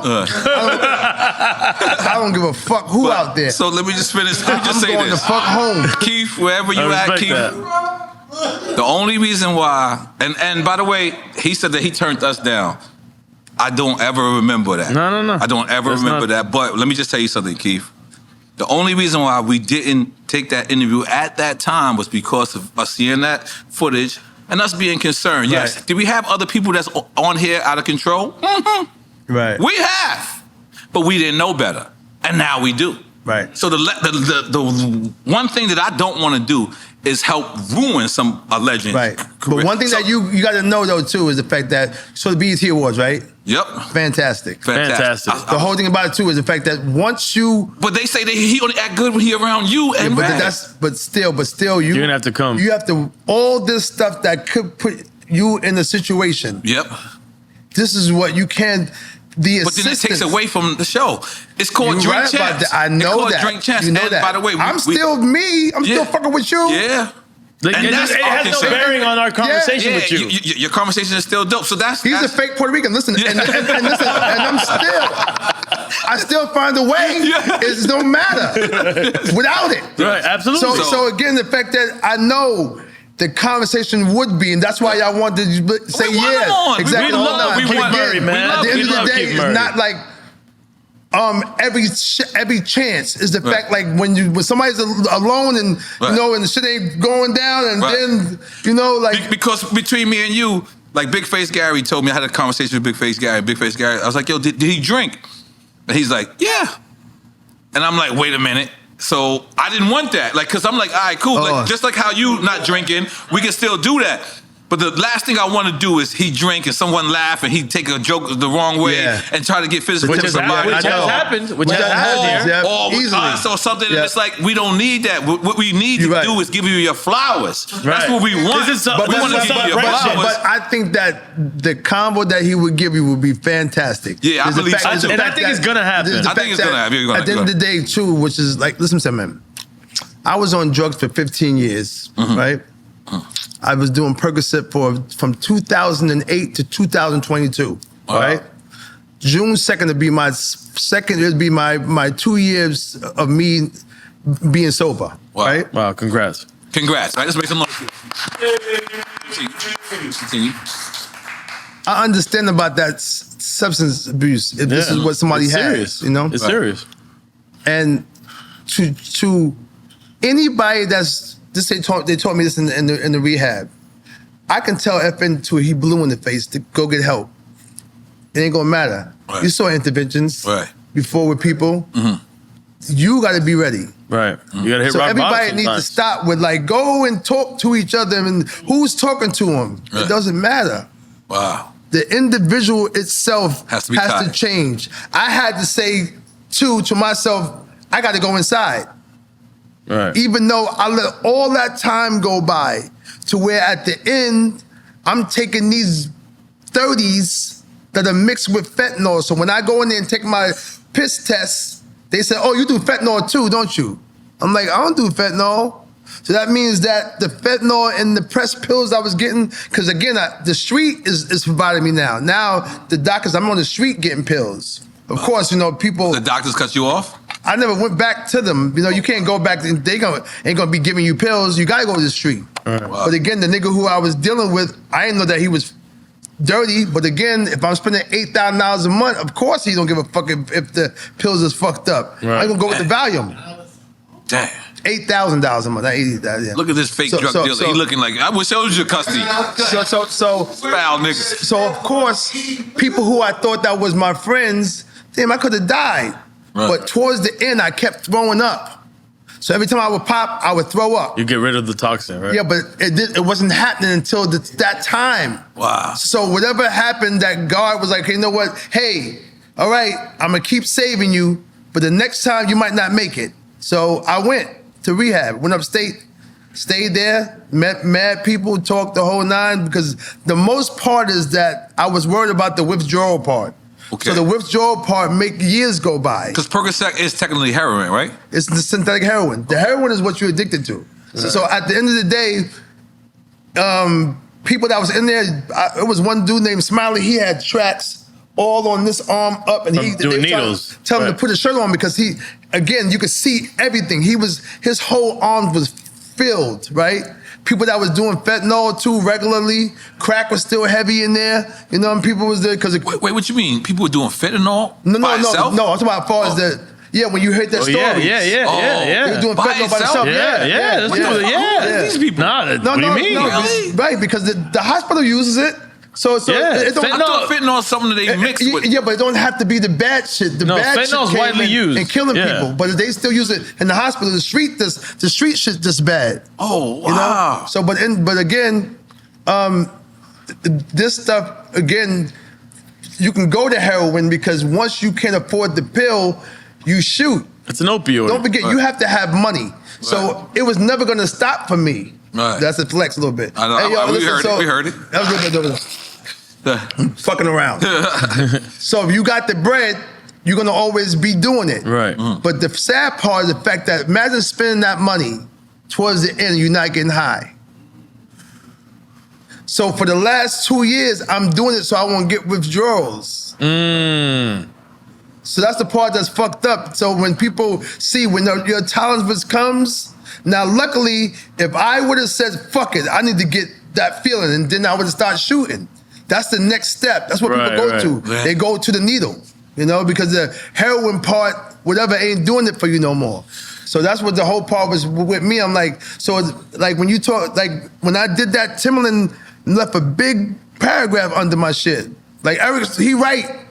These are niggas that was users. Him, Meek, fucking the Bow Wows, the Waynes, all these niggas, such and such. They call it lean, but hydrocodone is this liquid form of... Yeah, it's heroin. Yeah. Exactly. Yeah, it's an opioid. So all this opioid that was at that time, you know, me, it came from the doctor. I had back surgery. He gave me 120 pills. It stands this tall inside of and this thing is 120. So after a while, you take the 1, you take the 2, and now your back pain is gone. And then you like, damn, that shit feel good. The next you know, the next time you look up at 22 days, all that, the whole bottle's gone. And now you're addicted. It takes 7 days for addiction. Wow. You know what's the crazy shit? I really appreciate you sharing that story because most people never seen that version of you. Like, no, you got to be for outsiders looking in. You got to be lean. You got to be put together. Yeah, you got to be nodding and leaning, and you got to have no money. Right. See, the part you got to show. I'm still got to raise my son, so I'm still taking him to school, watching him, feeding him the whole 9, cooking whatever, taking him to practice, the whole shit. It's the functioning crackhead. Right. Wow. Right. Which That's is what that is. The real. Wall Street, the whole 9, they're still doing them. Wow. The only time you don't do it is because you don't have any bread. And so now you're falling off. And then you got to go to the street and act the stereotype of it, right? You're looking the part, so you're doing it. But if you got the shit going, you straight. Wow. Yeah. So I'm not going to give that off. And then, whatever, I can let you see me like that. Right. So the kids didn't even understand. They were shocked as too when I'm in rehab. They don't know that. You kept the appearance. Because you can't physically see that person. Right. You know, unless they fucked up. And that's what makes it crazy. very, very unique about you is I forget who I told today. I was like, I'm mad excited to interview. You told Bernard. Erick Sermon, right? I was like, so I'm mad excited, right? And no, you told me. Yeah, and Randy after Dr. Yeah. I was like, I'm mad. I was just like, just hype, you know. Even though you're my friend, I consider you my friend. But I still like, it doesn't take away from me being your fan. Right. It can't. And I'm mad excited. And that question would have never came up. Like, I always seen you put together. I've never seen you out of line. Now, people say that about DMX to me, right? People say that I never seen DMX high ever. Because they say that when DMX you got never saw him high? They said that I never. They said me. Oh, me personally. yeah, right. They said because when he actually got high, he stayed inside. So you were seeing him alcohol. Oh, yeah, yes, Hennessy. Right, yes. You weren't seeing him on the actual. I got you. The I got real you. substances that you was on, right? So that was shocking to me. But with you, that's kind of like the total opposite because I kind of never seen you slipping. Like I kind of always seen you put together for every time. And that's one thing I said. Somebody asked me, and I was like, you know, I sincerely love Erick Sermon as a person. Not only his music, and not only, you know, if it wasn't for EPMD, it wouldn't be a CNN. But you've always been the same. So you done an excellent version of hiding that. You ever did ecstasy? A lot. He was my ecstasy dealer. Relax. Ecstasy is the birth of drink champs. That's the birth of drink champs. Yeah, it's my ecstasy dealer. Yeah, now we get Latino racism. Let's go. Okay, Let's go to Latino racism. Okay, yes. Now that euphoria you get. I mean, I never got it. You just sold it to me. That's all. No. I just helped the guy get to you. Oh, I tell you the ecstasy story. We want to get into it. Let's go. The Century Club in LA, right? That sounds like a place for ecstasy. Yep. So now, I don't know nothing about this. It's me, Dre, Exhibit, a few other people. Getting ready to go out, right? It's a girl who introduced it to you. No, Dr. Dre did. Dr. Dre is the first person who gave you ecstasy. Let's make some noise for Dr. Dre. I don't make a joke. I could have died. So the chronic went to Let me shut the rock up. It's crazy because again, I don't even know if he remembered this story. But I mean, he's about to remember it now. But anyway, this is what such and such Century Club we going to. He pops the trunk, go underneath the tire, pass out pills to everybody. Don't forget, I got no instructions. By the way, I want to be at this party so bad. Continue. Century Club, I got no instructions. So now we're in the Century Club, right? The record says, Century Club. So now my homegirl Alicia's there, Bobby Brown's wife, right? This is 90. Wow, let me see what I was doing because I was doing Exhibit's album, so I would say 96. The first Exhibit album. The first one? That's 94, 95? 95? Because I did the Call It What You Wanna Call It. The one that had paparazzi? That single? No, that's the first one. Okay. Ecstasy is a 2000 drug. Second album. So it had to be like 95, 96. Like 96. No, Ecstasy didn't come out. No, nigga. Ecstasy was out in 95. No, in Miami for sure. 100%. Let me be quiet. I didn't know. I'm not making this. Ain't no. It's like 90. You're talking about 96. 96. I don't do no capping, nigga. I tell you, it's 96. No reason. Huh? 98 is the second album. So when was paparazzi? 95? So 98. 95. So 98. 98. Okay. Second album. Right. I do the alcohol. Makes sense. Makes sense. Yeah. See, I do right. So I go to Century Club. Alicia, we lost our friend Tiffany. She just had died. So she starts crying. So now I'm in the club boo-hooing, crying with her. You're rolling. You're on ecstasy. No instructions. No instructions with the ecstasy. I'm crying with her. I mean, boo-hooing, right? After I'm done, we can't laugh at that. After I'm done, no. After I'm done, it's someone passed. Sorry. After I'm done, we go to the what's that hotel with the M? Maggiore? Not the Maggiore, the other one. The Montrose. No, not the Montrose neither. Nico Hotel? No, the other one. Not that one. It's a hotel. Let's go. That's irrelevant. Hotel, right? Because Def Jam, Def Jam always do either the W, the Montrose, Def Jam always finds something to go whatever. So I go L'Hermitage. So the L was first with La, and the M come after that, Dan. So the L'Hermitage. Nigga's the drunkest sober nigga I ever. No. I feel drunker talking to him. Summer champ's gone well. The L'Hermitage. I ain't gonna tell you who famous wife this is, but somebody that's real famous that's used. I got his wife in the room, right? Yeah, I want to know. But she wasn't married then. Even worse. I don't fuck with no married with people like that ever in my life. So now I don't got no instructions. So now I'm in there bugging the fuck out. I'm like, yo, now my mouth is dry, my shit, everything is dry, and I'm sitting there tripping. She come in there with the robe on, nothing. I'm like, get out! I'm like, so now I'm sitting there. They forgot to tell me to drink water. You know, you got to do, I don't know none of this. Yeah. So now she had to take the glow sticks and go like this. Nah. You were after I kicked the girl out, I'm in the bed, but time is moving slow. It's still maybe like 2 in the morning. I'm like, damn, I ain't gonna be able to get through this. But again, if they would have told me about to have somebody with you, drink water the whole night, I got no instructions. Because I'm already boohooing. He wants a handbook. I'm already boohooing in the club So you crying. saying Dr. Dre gave you the ecstasy and said, go on, nigga. You take on the emotions of, I took the emotions on that, but got to the room and whatever like that. But again, that's whatever the experience, I never took that ever again. Ever. In my life, ever. And people rock with that the whole time. Yep. Yeah, ecstasy. this guy sure But did. the reason why I'm talking about ecstasy is because the same euphoria you get from that euphoria, that's what Percocet does. That's why the people on the record speak about it so much. Oh, I see. They shouldn't, but nobody's gonna speak about something that don't make them Feel high. good, right. That ecstasy feel you get, Right. Percocet give you that too. But doesn't Percocet make you sleepy? No, that's certain people. Every drug works. I mean, just like lean. The thing is that it's the time before you fall asleep. There's that euphoria. That's the euphoria. But it can make you create and make records and be as ill as you possibly can. That's why niggas smoke weed. That's why niggas did heroin. That's why you got people who overdose, or you got the Kurt Cobains or the Marvin Gayes or the Donny Hathaways. You can keep. It's the creative juice. Going? Right. That shit that have you in there fucking beating that fucking piano all night till 5 in the morning. Make you know what I'm saying? Are you okay? No, it will. I'm just giving you what it'll make you do. You're recreating it way too real, bro. No, but I'm saying, but niggas know when you up there and you high, the creative part of it makes you feel good. You just thought you'd be in there, you know? You ever worked in Electric Lady?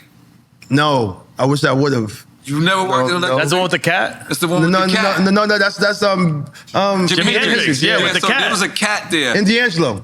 Yeah. D'Angelo had something to do with it? No, he ended up working there afterwards. The first album. Yeah. It's Jimi Hendrix studio. And there was to be a white cat there. And I'm allergic to cats. Like anywhere, like if a cat is down the block, I will break out. That's the only cat in the world that I didn't break out for. And I swore to God that was Jimi Hendrix. What, a real cat? Yeah. Oh, I thought you were talking about like a cat that was like a furry. Like. Not the homie cat. Yeah, it was. That's why I thought you. I swore you would have worked at Electric Lady. I was like, you know what? You get to this thing and you tell stories and you keep forgetting how sensitive people are, man. I just told people be like, don't call me, tell me, yo, I'm just talking in my head about people. Like, nah, don't worry. Yeah, I know, but people. Don't worry, they blame us anyways. But I don't got to bring up the story though. But again, bring up the story. This is what you do, right? Yeah, bring up the story. Because this is history. No, real talk. This is history. We're documenting history. That's the problem, that hip hop hasn't done a very good job of documenting itself properly. That's right. Your story. Yeah. That's right. And your story got to be told. Goddammit. Yeah, I got some shit though, man, with some other niggas. So you had a story or no? No, I got some. I mean, that's y'all are bugging the fuck out, man. You gotta understand. This is what I tell people all the time. See how everybody's famous now? Imagine the '88. It's only like 12 of us. Right, it's a small group with the whole world. It's crazy. In the palm. We talking about. My man David was talking about the other day. I'm in Philadelphia. I'm Michael Jackson. I gotta jump over a gate. I got 10,000 kids chasing me. You was finger popping everything. I'm just saying, as far as how it was, like the same type of that's what needs to be. You see when you see how people, whatever you see the fucking people talk, but they all famous now. But back then it was only 12 of us, and I was one of them. Like EPMD, Raheem, Rakim, Dougie, Fred Hammer, Short, whatever. It's only you could name 15 people. Can you imagine that with the whole world? I think, and this is the thing. I cannot. I think the culture takes for granted. Hold on. But I think the culture takes for granted that reality, that it was a small thing that grew. I like to say when the iPod came to play and it made hip hop a thing beyond hip hop, where you have a playlist. Yeah, but who did that? Oh, well, Apple and all these guys. Steve Jobs. But that's what expanded it. You know what's a bugged out? Y'all don't beyond remember. The culture. Y'all remember Eminem had one commercial. Y'all remember that, right? Because don't forget, Steve went to Jimmy Iovine and said, yo, I got this shit called Apple. I got this shit called the iPod once you fuck with it. Jimmy Iovine is making $100 million at Interscope. He gives a fuck about what Steve is talking about. So, but in the beginning, Eminem does one commercial for Apple. We never saw it again. Really? He did one commercial for Apple. U2? He didn't. Jimmy Iovine, nobody believed in it. They didn't believe that. So they didn't let it happen? What Steve was playing with, like, he changed that shit changed the game. That fucking iPod. That's what changed everything. But it also changed and Apple. But that's what changed hip hop in terms of it being just culturally. Yeah, of course. Yes. Because I tell people all the time, like, from Miami hip hop standpoint, I'm like, I remember going around and it was a few thousand hip hop heads. You said that because that's what happened. Steve went to him, whatever, and Jimmy is like, look at me, nigga, Interscope, I'm fucking huge. You coming to me with this? He didn't believe it. And it changed the game. It changed everything. It changed everything because it cross-genred everything. It made everybody be into everything, and then it just... Good and bad. There's good and bad. I wish, though, oh my God, to be able to... Tuesday comes and the CD's coming out, niggas on the line at Tower Records and be able to open up and read the back and the whole... That was... Sam Goody. And the mixtape era. Can you imagine if that still existed? Like, we waited for Tuesday and we waited for that and all of a sudden niggas dropping like, yo, where? Can you imagine we still had that type of shit? Like, I understand about technology though, but to be able to, you as a fan, to open up the package and to be able who to the producer read, who the producer is, whatever, and engineer, but then play the sequence. Right, but to care, the sequence was important. But remember, not the shuffle.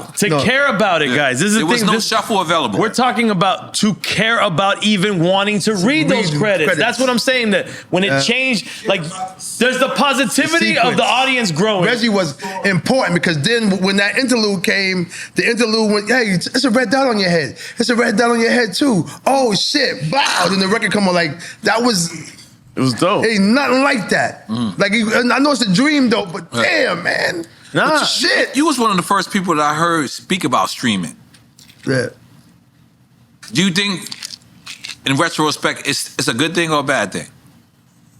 Streaming right now is quadrupling the contracts we got when we got contracts. Meaning when we signed our contracts, the perpetuity, digital, streaming, and that was not involved. Is even with the less than 1 penny is better than the contracts we got. Wait, because of how much exponentially the money that's being made is way more than the contract that we got. But the money being made for the label. Yeah, but if you independent and you got a name and it goes to you, I'm just going as far as what's happening with me. Right. And when you talk to Baby, when Baby says, if you think there's no money in the music business, you ain't in the music business. Because people like him. But the contract, listen to what I'm saying, the contract that we got, that you signed from every artist doesn't compare to the less than 1 penny that we get in the streaming. Damn. Now, I don't know about what everybody else thinks is doing, but I've seen it happen for people and what it's doing for other people who are benefiting off streaming. Right. But the ill part of the fact that it's supposed to be going up. Yeah, well, Congress supposedly passed it to 1 penny. To a penny. To a penny, which everybody's like, that's ridiculous, but... But you can imagine what a penny, oh my God, Right. it's way big difference. But then when Snoop goes out and says this needs to change, I believe. Do you feel like the legacy artist should deserve? Snoop is the one that made that thing happen. Snoop did, yeah. Oh, really? Because him vocalizing 1 billion streams and only made assistance whatever. 90,000 or something like this. But see, I could get on him. It's different for the producer. Got you. The producer is not the artist or the writer. Like it's always been different for the producer. So the producer get 50%. If we But own the whole thing, we get the whole there's thing. different ways to skin the cat as a producer. Producer, we get the. I just showed you on publishing. Right. Are you saying like, And if then you're the artist and the own producer? it, right? But the artist, the producer, period, is going to be illa because again, you get all that publishing, you get royalty, you get all of that come with it. The writer doesn't get it, the artist doesn't get it. That contract ain't made for him and her unless. You're a big artist, you sell those millions of records, and then you look for your advance to come back big. Right. Not the other mechanical stuff like You that. get it from the label your side. next advance, the label side, exactly. Right. And then they be like, you know what, hey, no, you owe me $500,000 because I paid for that situation, whatever. So the label, you never recouped. You're gonna always owe them. Right, they're a bank. They're a bank. You're gonna always owe them, always. I remember seeing charges as a youngin'. They would tell me, we didn't have Instagram back then. We didn't have Twitter, and they would tell me, we spent $150,000 in Japan for you here, Yeah. and we spent such and such, and I didn't have access to Japan back then, so I would just take their word. Do you think they was lying to us? But you could audit them. You could always audit them, though. Yeah, There's certain labels though too, and I can say it now that when Def Jam or whatever, their whole thing is to come under budget. So as long as I don't spend that money on you and I can pocket it, it's cool. Labels just did that. Period. They was some labels. They do would put money behind you. And not saying they didn't, but they go off of you having a hit record and then that shit exploded. Right. You know what I'm saying? But the thing is to come under budget and for niggas to pocket money. Right. You recorded albums under budget? I ain't what you mean? No, but he's saying that Def Jam as a whole, the budget. No, as a that whole, was their the goal, thing is to go under budget. The goal is to not so spend that could money. be recording, that could be marketing, yeah, everything. So if I get money from what is it called? Reforecast? Recoup? Yeah. No, recoup. Reforecast? Yeah. I never did that. Recoup? Or not reforecast. I never took money. Yeah, that's right. Yeah. I never took extra money from them. Okay. Wow. That's why I think that the respect I get from Lyor and from Budden, because I was one of the only clients who never asked for extra money. I used what they gave me. What I did, my thing was I bought my own studio. And when I bought my own studio, early? Yeah, and I named it something. It was on 32nd and Madison. And I named it. You was in Manhattan too? Yes. I named you it was something wildin'. totally different. I named it something totally different, and I But it didn't seem like a Manhattan studio. No, it didn't. It was hood. Like it was called the Hood Lab. But it was on 32nd and Madison, and I would charge Def Jam, Tommy Boy, everybody who I was doing business with, but I would charge them on a different entity. Okay. And they never knew that I actually owned the studio. That's dope. That's dope. And then like other clients started to catch on, like Memphis Bleak. Other people was like, yo, wait a minute. So I was like, yo, what is Quad charging you? What is Sound on Sound charging you? What is Daddy's House charging you? They charge you this, I'll charge you this, and I'll give you back half. So I had a whole... But that's the game. Yeah, I had a whole... Yeah, you had a kickback scheme. Yeah. But that's what was going on in the labels also. Do you know... Damn, did I just blow it up? Hold on. I mean, we got pictures of it. Of what we did. Everybody made money that way. Right. Everybody, the money is, don't forget, it's coming from somebody else anyway, but I can get this for you, But just, I need this to get half of this back. That's what he was doing. Everybody was making money. Yeah, It's it was what happened. Kickback I'm not Central. gonna put a hoe on blast, but everybody did that. Right. Everybody, and they still do it now. Right. Yep. Everybody, the shit is doing this. And the radio game was even crazier. The radio was forget foul. about it. Oh my God. But it was disrespectful. It was disrespectful back then. Charging all that goddamn money. I gave somebody $35,000. My shit came on at 3 a.m. in the morning. So like, yo, you got some spins. Where, nigga? Nobody heard none of it.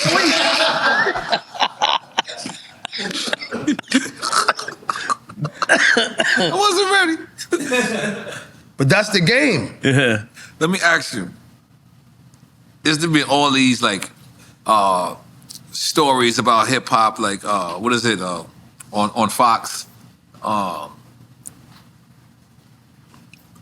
Empire, and all this. 170 Varick, 160 Varick. Yeah, Def Jam. Def Jam. That office was ill. Single-handedly saved my life. Grand. Green Studios? No, the car service, Grand. Oh, yeah, yes.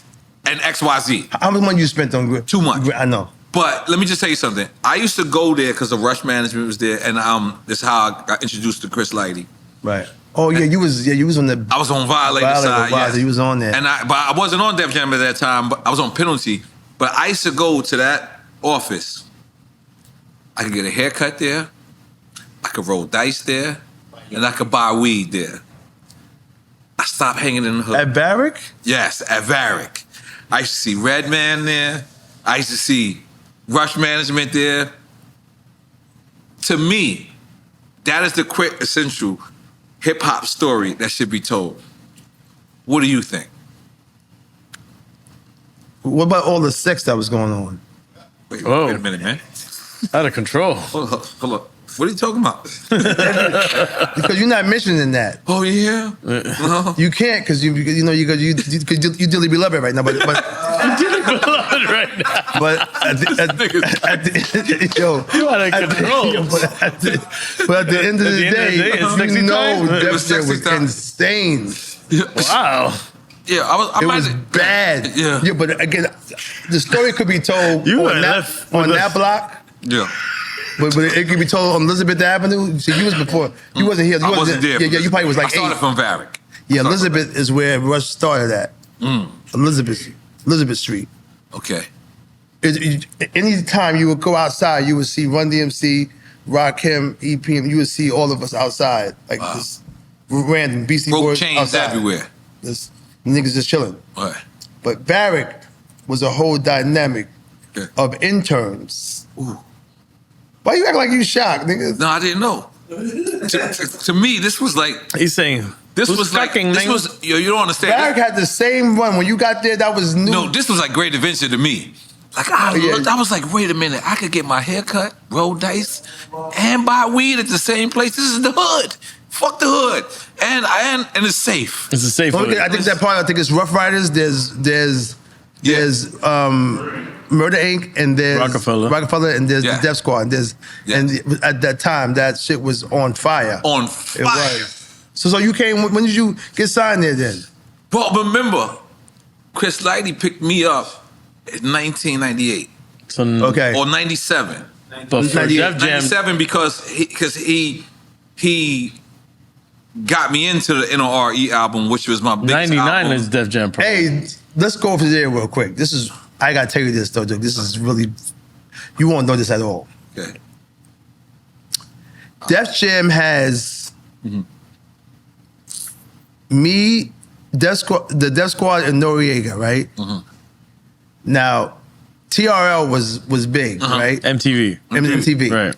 And Peter Guns and Lord Tariq got that shit out too. Uptown Anthem. Right. Yeah. So it's Uptown Anthem. No, it's What, right. Uptown Anthem, and Sugar and Rap's Delight. Right. So we in the meeting. So I don't really care about that too. They were like, yeah, so we got to make sure we have a little dilemma with the Def Squad and Noriega record, the What record, and we got to see which one that we're gonna put to #1, right? But I'm sitting there, you know. So they're talking, the A&R's talking to some there too. I'm like, okay, so I'll tell you what, we're gonna make N.O.R.E. be #1, and then on the next couple of weeks, when he starts coming down, we'll put y'all up there, whatever that. We never got a chance.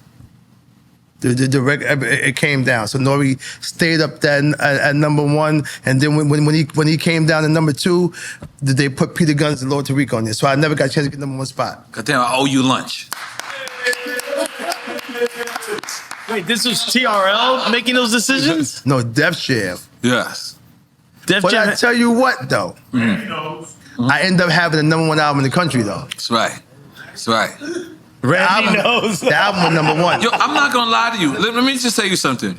I don't think you remember that day, though. No. Us sitting outside, too, at that, whatever that outside, I think it was one of the spring breaks. Okay. And we was all out there, like, doing the show. Why? No, but I knew this in my head, like, yo, damn, okay, well, in 2 weeks he's coming down. Wow. Now I'm gonna get the spot. Wow. It never happened. God damn it.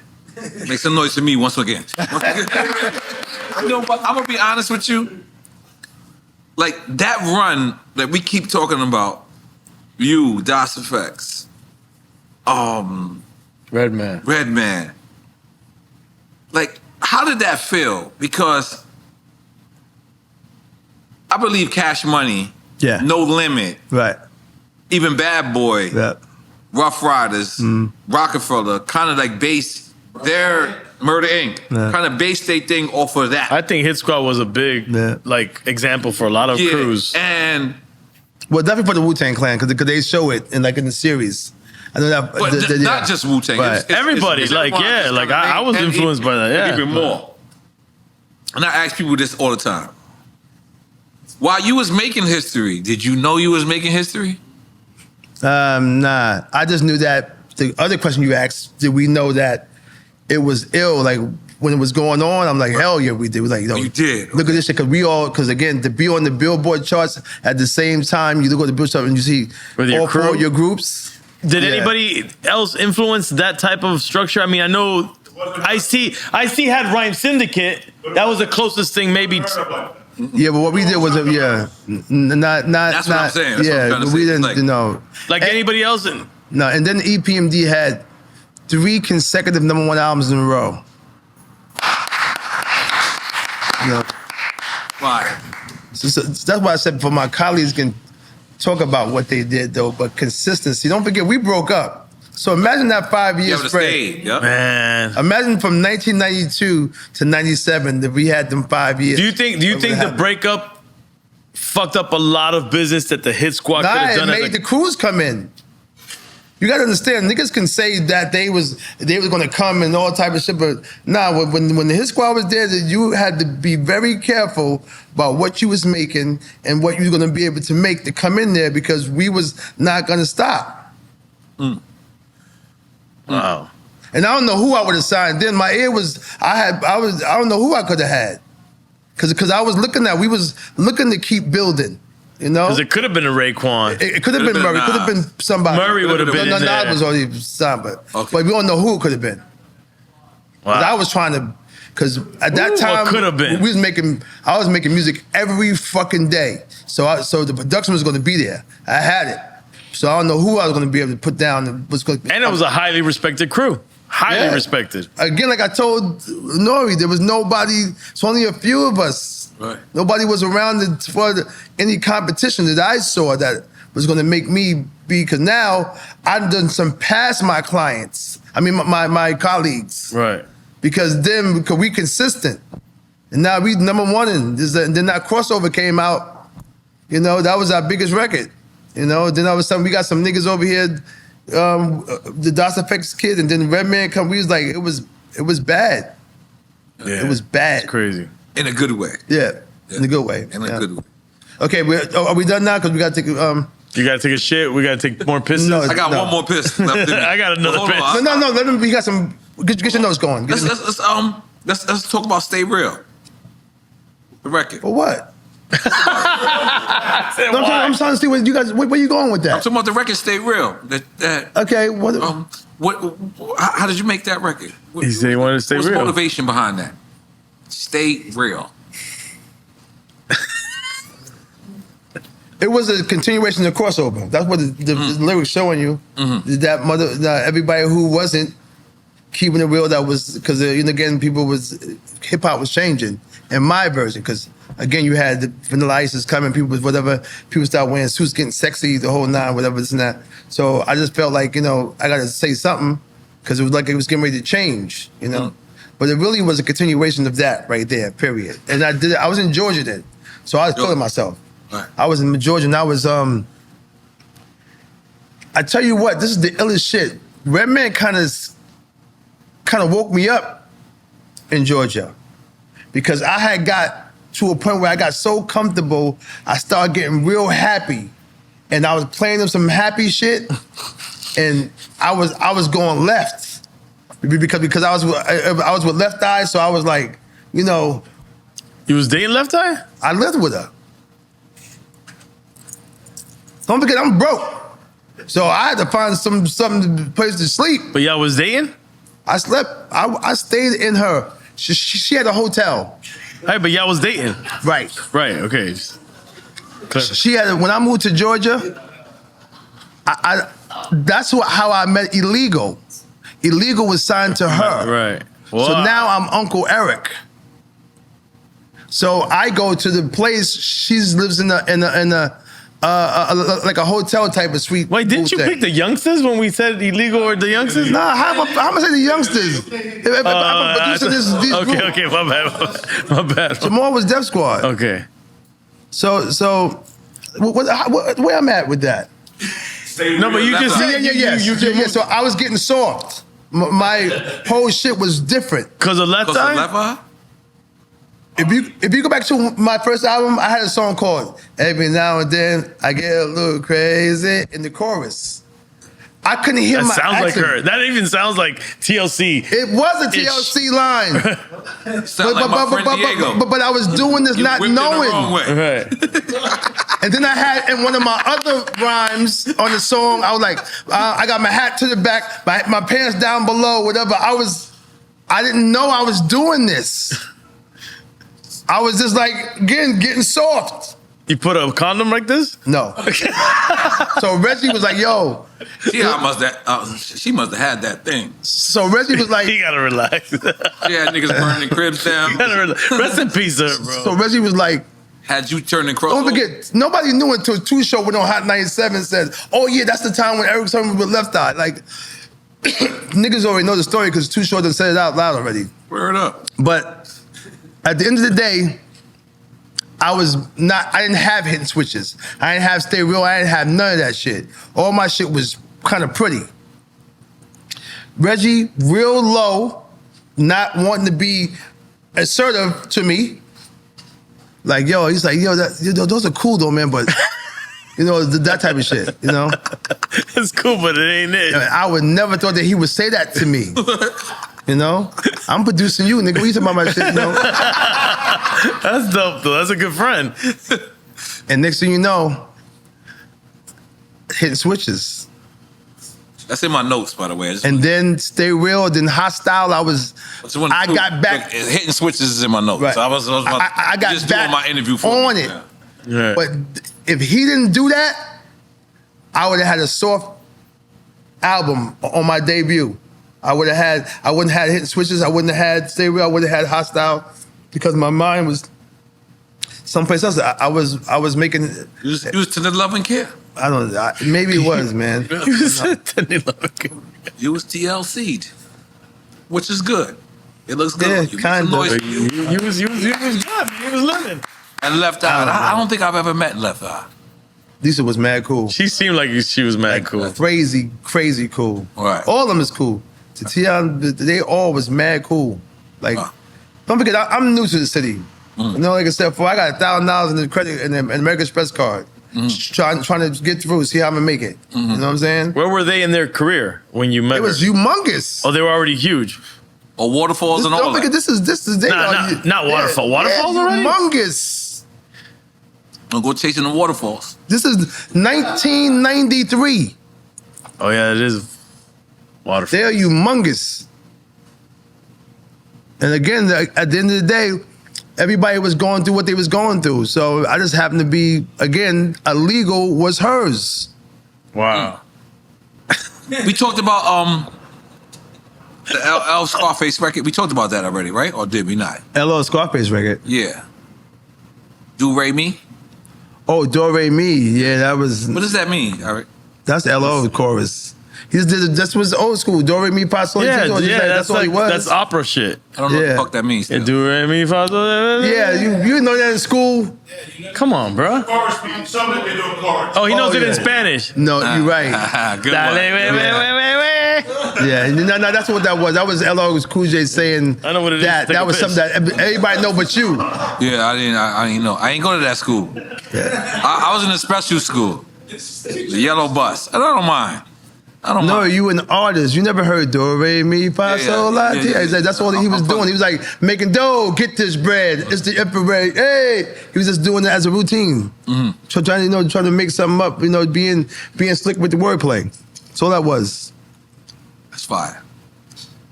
Street hop. Why would you bring that up? Cause I love it. So, I got a chance to go work with Nas again. So I go to LES studio. I bring Street Hop there to play it for. Is LES studio in Virginia? No, the one that was here in New York, in Long Island. Okay. Whatever. I played that song for him because I wanted him to hear it. Mm-hmm. He didn't give a fuck about what I was saying. He's like, yo, can I get that record? LES or Nas? No, Nas. Okay. And I didn't give it to him.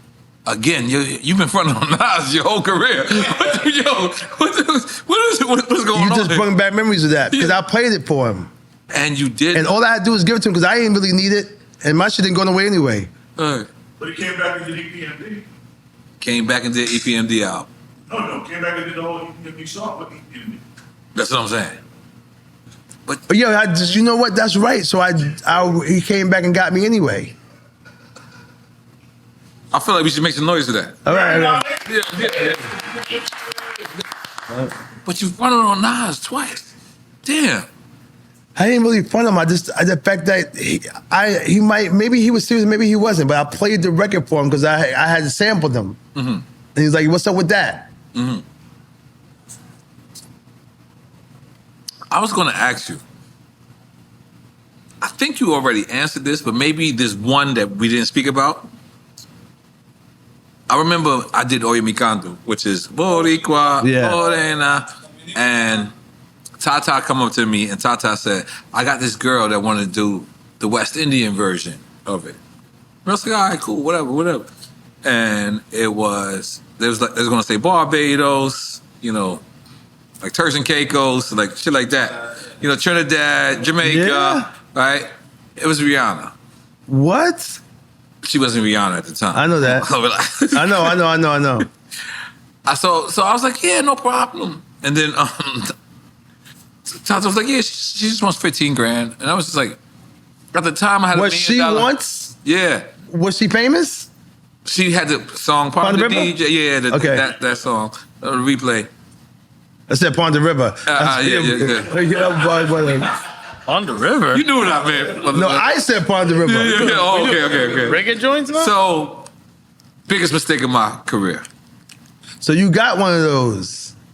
That's one of my biggest mistakes. You named some, but is there one that you didn't name tonight that you think was like Nas is the biggest. Nas is the biggest, okay.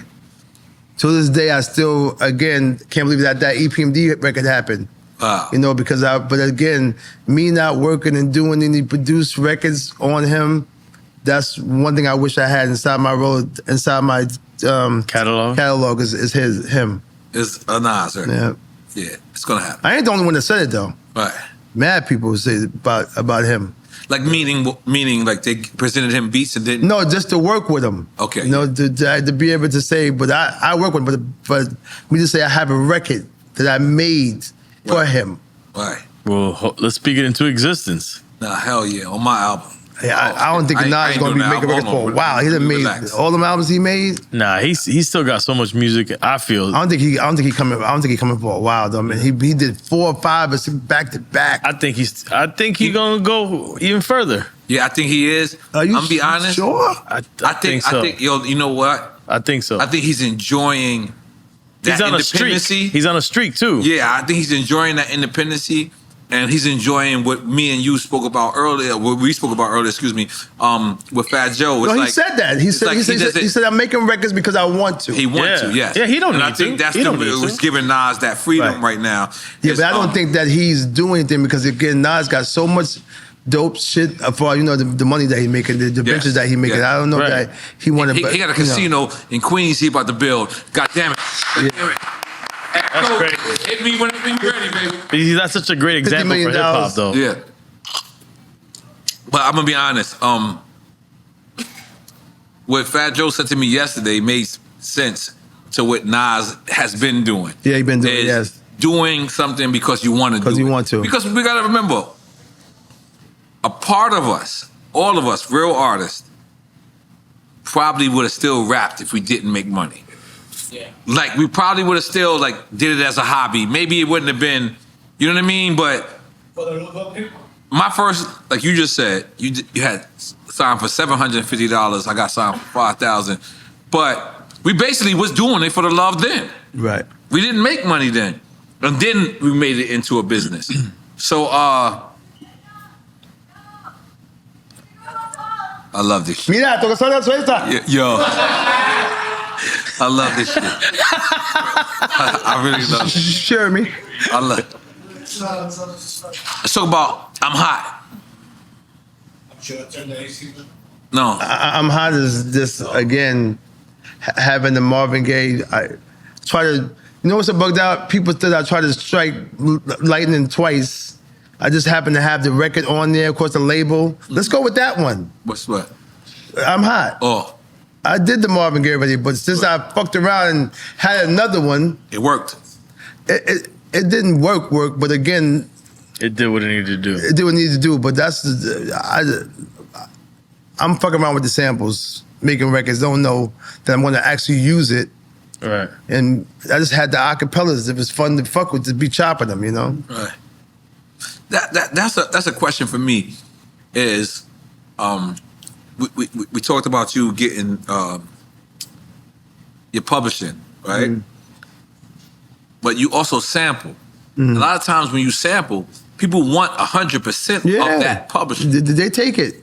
So how many times have you sampled and they asked for 100% of that publishing? Who asked for EPMD got real blessed back then because we didn't clear Roger, we didn't clear Eric Clapton. Well, that was early and before sampling shit happened. But they still came at us, but just like for $10,000. Right. The small shit. Yeah, wow. You know what I'm saying? But the people that take the 100%, you have to really want it. Like the Reservoir Dogs, the Green Rock Wild, that was 100% by Isaac Hayes. Wow. Wow. But Jay liked it. He wanted it so bad, he said, go ahead and take it, you know? What? So sometimes people would take that 100. It depends on how bad you want that record, you know? Wow. But they'd take it. But again, like that's what me, you know, that we offered the Tupac estate. Go ahead and take it. Because the hype it'll last longer for me. Right, the importance of the record for you is... Yeah. But you said you had Tupac and Biggie. Is that fair? The Biggie's estate? Yeah, no, Biggie's estate cleared it. Okay.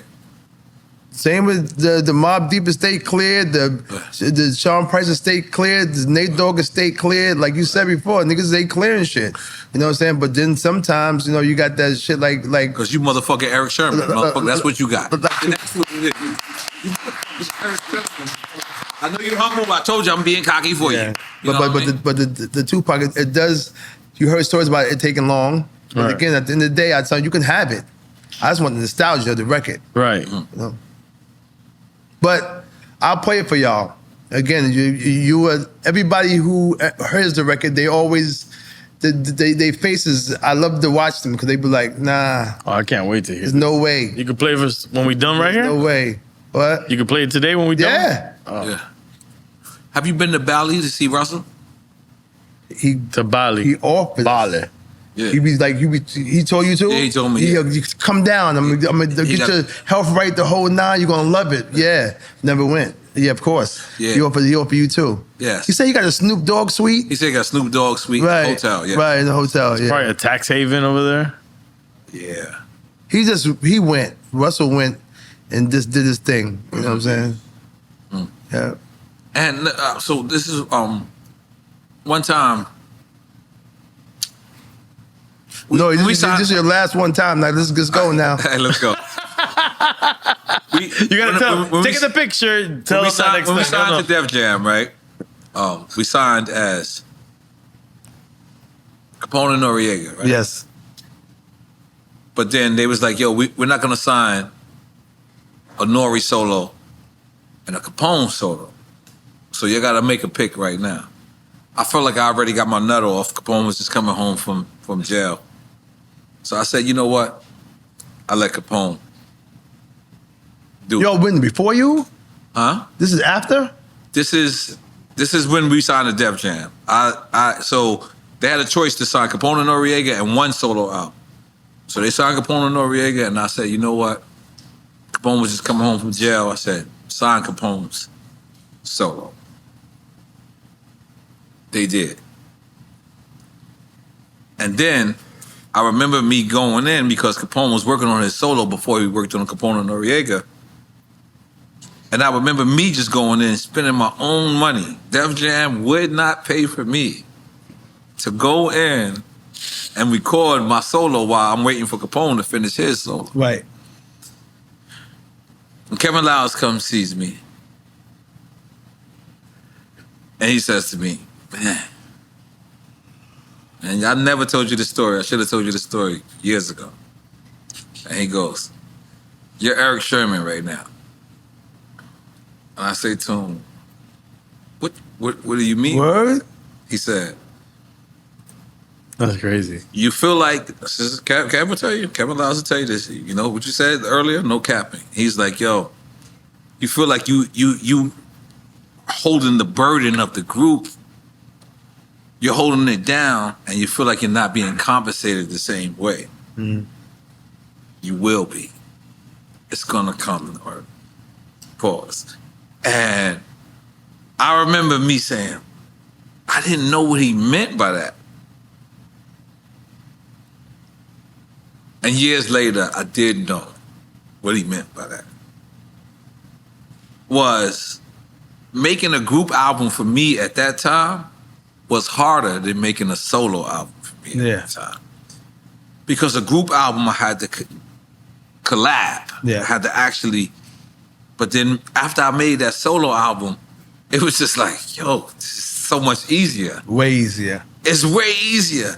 And I remember him telling me that. I remember me knowing you, but remember me not like saying, damn, what does he mean by that? And years later, I got to know what he meant by that.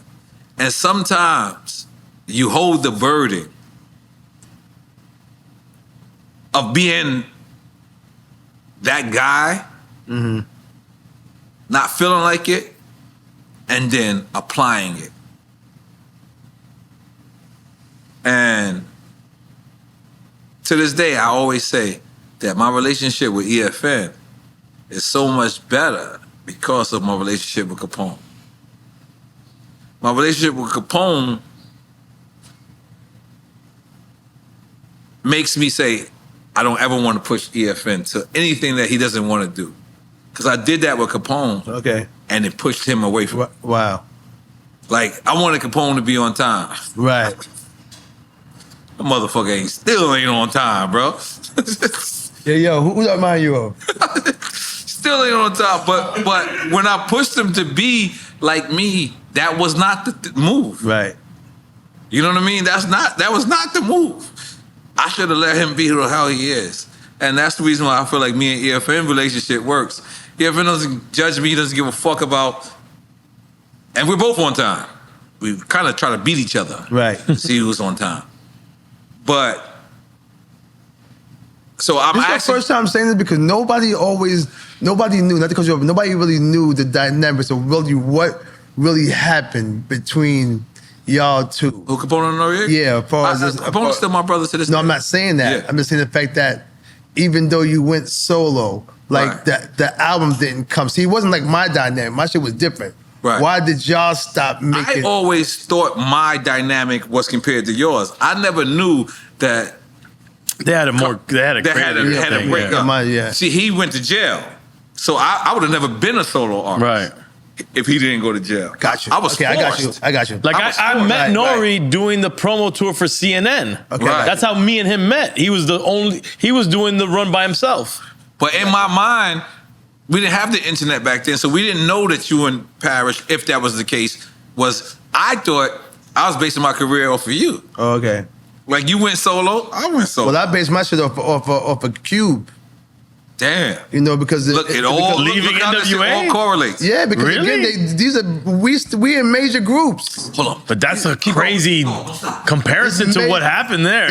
No, but he still went solo. Yeah, but it was crazy. It doesn't matter. You still leaving a major group. But you felt the same like energy that we all saw Cube go through with no Vaseline. No, just the fact that this the part of leaving a major group. Okay. Being in a major group and then going your own separate ways. And then having to create your own identity and create all your of own. that. And then seeing if people are gonna accept it or not. Cube would tell you all the time too, with so and so about not knowing. Of you know, course. scared to death. You know, whatever. You know how people are. You tell you that. You know, yo, you better with the group. I mean, if you look at it, it was crazy for Cube to leave N.W.A at its height. They Straight Outta Compton was such a hit, and that's when he left. See, I was with the breaker, and people didn't. It still was. People were still like, "There's no way EPMD broke up." You know how big that was huge for people. You know, but again, things happen. But you don't know if it's going to work for you. Wow. But you were the primary producer in EPMD? No, in the beginning it was Paris did the first album. People don't know about that because people that they always might think that it's me because he stopped working. But again, don't forget he knew about this stuff before I did. Is he older than you? Yeah, about a year or something. Okay. But at the end of the day, you know, I just learned how to do it. Right. By the second album. You know. Oh, glad you did. You know, so when what you're saying came, you know, it was you know, that was the beginning of where I was starting at, you know. Well, shout out to both of y'all, man. So let me ask you, right? Like, I love to ask artists this question. What's on your rider? I don't get it. I don't do it right. When you're at the show? No, I'm talking about like if somebody does a book you to yeah, sure. Oh sure. yeah. Damn, I didn't even do all that. I wasn't even in it like that. Whatever food that came with, like you had chicken, salmon, rice, vegetables, but people had the rolling paper, fucking alcohol, whatever. I didn't care. I never cared. Yeah. That's it. I never looked at no writer. I never did that. I know.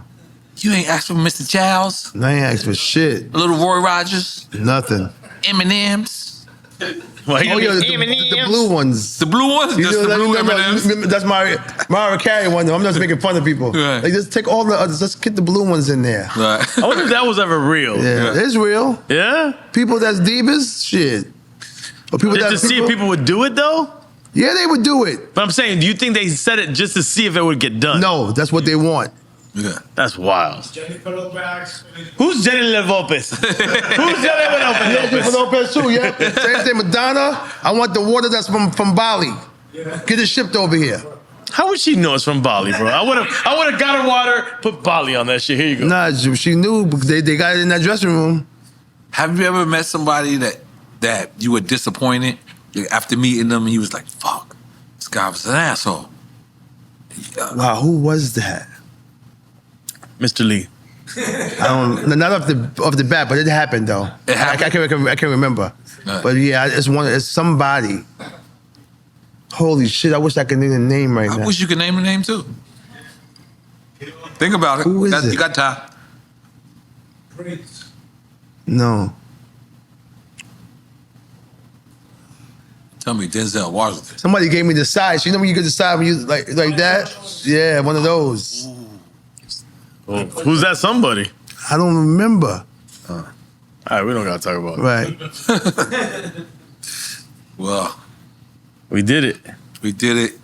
Erick Sermon. Oh, so that's your phone? Wait, where's my phone? Wait, this is my phone. No, the It's fucking broke. questions, man. That's the phone. The phone. The shit you answer every shit. You You passed missed some every shit about question. the fucking Do-Re-Mi and the hit switches. You went off the whole script with some other shit. Yes. Those are, I'm a special education student. I went to the resource room. In case you didn't know. Listen, man, he got notes, man. But it works out. It works out. It works out. Okay, is it me? You answered every one of my questions. Except for Bomb Diggy. Yeah, what's up with the records though? What you? That's his thing, I love man. it. This is my shit. Let him live. I'm a fan. Let him live. So I go pick out my records. The Bomb Diggy. We never talk about Yeah, that. Bomb Diggy wasn't all the way done by me. That's when I had Ty Pipe with me. Ooh, the producer. Right. So Queens. Queens, nigga. So the So chopping, you ain't the fuck with Queens, boom, nigga, see? the boom, the boom. See, that was I didn't have that technique yet, but Ty Pipe did. It sounded like me because the funk part of it. So I added some stuff in there too, but that's mostly Ty Fife at the time. It was 95. Ty Fife, matter of fact, on that second album was doing like maybe 3 or 4 records on there because he was my new producer. You know what I'm saying? He had a dope style, you know? So, but that's about that story on that record. But I think that again, that was a record that LA took off with. You know, New York didn't really fuck with it too tough. Didn't you fuck? People loved the second album. But that single didn't go. It didn't do nothing except for California. Didn't you mess with Derek Angeletti for a while? Wasn't he under your protege? Who, D-Dot? No. No. You talking about D-Dot? Yeah. No. Only ones in that camp was Fife and Rockwilder in that camp. Rockwilder. With Rockwilder. We gotta get Rockwilder. Yeah, he doing. And D-Dot want to come through. Yes. Yeah. Rockwilder is one person though too that people again doesn't know. Like again, you know already. The Big Pun, the Jay-Z, the Christian Aguilera's, the Destiny's Child, he's got an ill catalog. You know, he got his own record called The Rockwilder, Red and Meth. Yeah. People look at them, Janet Jackson. This nigga's fucking one of those. You know, and people don't look at him at all. You know, as far as to really as one of those people. You know, Right. Dangerous. Because I didn't know he did the Big Pun record. All right. Oh. Shit blew. I had no idea he did that song. Which one? The one that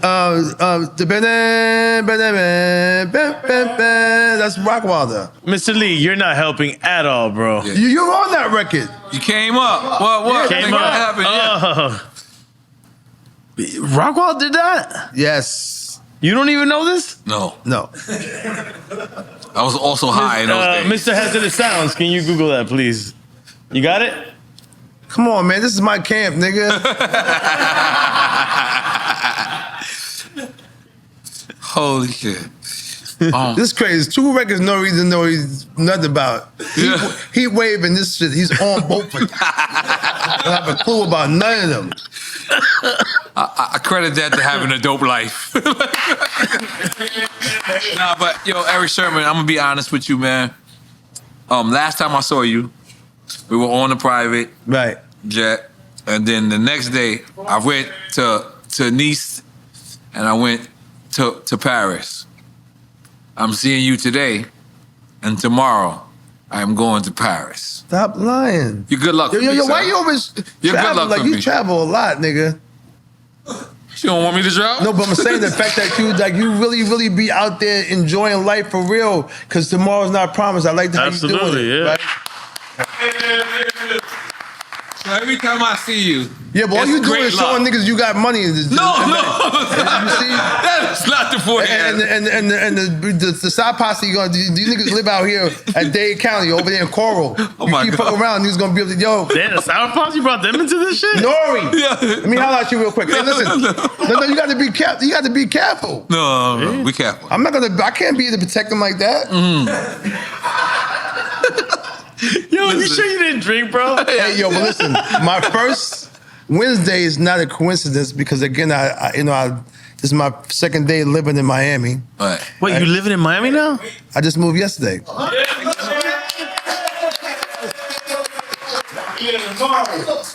And I can see the water and shit. Yeah. So I'm just jabbing because I'm flossing. Listen. And my G-Wagon is being sent right now. Listen, let me tell you something. This place, I'm trying to find out if this is me or not. Right? Because my man, once this nigga left California, I was like, damn, so LA might not be the place LA is anymore. not the place right now. Will you stop it? And so, and New York was making me comfortable. Like, you know how you get the comfortability, and when you get too comfortable, you know, you got to be careful with that because you can fall into a comfort zone. So I was doing that. And, you know, I've always been in Atlanta, you know what I'm saying? But I knew that that wasn't where I wanted to go now, too. Yeah, freak niggas over. You gotta go leave. So. And he's all in that movie, too. Yeah, I know. So my colleagues are here. Right. N.O.R.E, Fat Joe, Salam, Cool and Dre, like Scott Storch. the age group, Rick Ross, Scott Storch. All these people that I know. Right. So, you know what I'm saying? Don't forget. DJ EFN. Young Berg, he was with me. That's right. Right. Yeah, we got an unreleased. Go ahead. Right? So you got to understand. We got a great Young Berg episode that we're never going to release. No, we're going to release that motherfucker, yo. Okay. Rick Ross slept on my basement floor. Wow. Like, listen, niggas ain't me, B. Right. All I know the fact that this is what I want to see for myself. Right. If this is where I'm supposed to be at. Because again, the motivation is what people need. Right. Yes.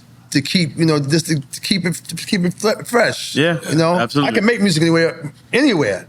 But the motivation of people doing what I love to do makes you do what you love to do. And at a higher level. Right. So when you out here dolo and you over there by yourself and nobody's doing that, now it's just you still making it, but it ain't the same type of motivation. That's what Atlanta had gave me. That's what LA had gave me. New York had gave me for a while. And now I'm Miami here. gonna give it to you. Yeah, but I'm the fuck out of here. It don't really matter. Yeah, get yourself a Publix sandwich. A Publix, not a public one, but a Publix. And then to the part of the weather part, as far as this being like, you wake up at 7. Summer every day. Well, right now it's supposed to be hurricane season. This nigga right here Summer jogging 5 or 10 miles. Yeah, I don't know if you lying, if they picking the camera up, like he's like, no, you picking the camera up, you be like, okay, nah, he really running. And now I'm at 7. Nah, nigga, I watched the edit. He had on different sneakers. He had on some New Balance and they switched to Adidas. And I wasn't quite sure. N.O.R.E. Only wear Nike, sir. Only wear Nike, sir. Good try. He said you put in one run day and a week's worth of running. Niggas can skip, man. And be like, and skip 2, be like, I'm on number 10. Whatever. They're doing the movie theaters. Okay, cut. The movies do it. Oh, shit. The ice melted. Yeah. Well, listen, this is your home now. Now that we know you live here, please come sober drunk every time. We love it, man. You are the soberest drunk person we ever love had. It, man. I feel like we've been drinking everything we drinking. Word. I feel like every time we but this right here is the dopest shit though. Nah. I see people get this. And this is dope as shit. Right? No, but can I give you your props for 2 minutes, please? What happened? You are a legend. You're an icon in many ways. If you weren't here, I wouldn't be here. EFN would be. I don't know if you even noticed. EFN. Yeah, this is my personal collection. Copies. He didn't go on eBay. No. That's the original. Like he has tennis balls from KRS-One. He got your tapes on a tape. But the shirt, I don't know how many times you wore for interviews with other people. Yeah. I'm like, damn, it feels like that. Like I saw him before, but he never act like how I see you with the paraphernalia and the stuff that you doing as far as like, damn, man, you represent. I like that. Called it paraphernalia. That's illegal shit. Let's go. Yeah, because I ain't make that shit. None of that shit. He's like, I don't make money off this shit. I can get y'all for that right now. He could get us for that, right? Like, that's my likeness. Listen. So at the end of the day, but again, I realize it now, too. At the end of the day, I'd be like, damn, these niggas be repping. And then for y'all to do that, like, y'all rep for real. I'm like, damn, these niggas rep for real. Like, for real, EPMD repping. So that right there, I appreciate that, too. But again, at the end of the day, we was kids not knowing. I was just making what we thought was dope, period. And that's what we did. We made what we thought was dope. And you changed the world, man. And again, don't forget, we had I couldn't come whack. Can you imagine you at home and then Crammed to Understand came on first, 85, 86, yes. That was Red Alert playing that, right? So the next, Craig Mack came to my house, because Craig Mack used to come to my house all the time, at my grandma's house. What's up on Long Island? Yeah, me and Craig Mack used to listen to the radio and see what's coming on next. So we heard Public Enemy #1 together. Wow. And we heard Nobody Beats the Biz. Oof. So now, Also from Long Island. right, and then the next week, I came in the door. That was it for me. Never. So now, don't forget.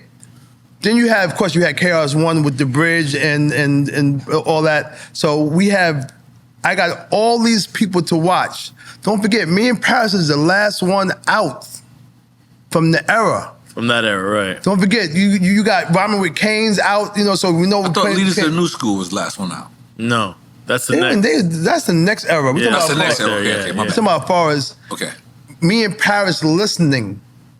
You hear what we heard? We heard KRS-One, we heard Light, we heard Biz, we heard Rakim, and we heard Public Enemy. Wow. So imagine you sitting there. So how do we have to come when you hear that? And it's crazy because you guys sounded nothing like anybody you was inspired by. Well, Rakim, You felt like you sounded like Rakim? because that's He what said people in his said. last interview, and I never. I don't feel like you sound like Rakim. Paris said it into what you're saying. Niggas said we signed the R, that music was whack. We dropped the album Strictly Business, we was full. Yeah, 30 days later, I don't people think go you because guys sound you wrong. don't sound it, but this is what they was saying. Okay. Right. Back then. Don't forget though, when that EPMD shit was going on and Rockin' from the next town, whatever that shit, I ain't no joke. Whatever, you can get a smack for this. Then EPMD came out like a diggum smack. You smack me and I smack you back. So niggas thought that was the diss. Again, if you don't know that, the hood took that. So now Rakim is pissed. I'm like, damn, no way. There's no way you want beef with him. We can't beat him. That's all I kept. So then he said, a brother said, dig him, I never dug him. He couldn't follow me, so enough, so I drug him. In the danger zone, I'm like, oh, we in trouble. We in trouble. All of a sudden, we saw him at a place called The Building, and Paris saw him, and Paris squashed the beef. What did Paris do? What did he say saw to him him? at the bar and like talked to him, and the shit was squashed. But again, the hood made that beef just because of what you thought you might have heard. So don't forget, if your man gassed you up, said you heard him say that shit to smack me and smack you back, so it went crazy. So now you're gonna forget, we only 2 towns over, Brentwood, then Wyandanch. We right here. Wow. That's my mentor who I'm watching, who I wouldn't even be going that far if I never heard him. My melody and fucking Eric B for President was the shit. That's what I based my shit off of. You don't know that, but I'm telling you. That's incredible. And then he thinks you dissed him. Of course. You're bugging. You're like, that's he like, don't think that's your icon. The hood did it. Right. So he They now gassed. the battery in They the gassed, back. they gassed. you ain't had no DM back then. We'd be like, yo, nigga. No, it was the bar when Paris saw him. It was too late for that. It was too late.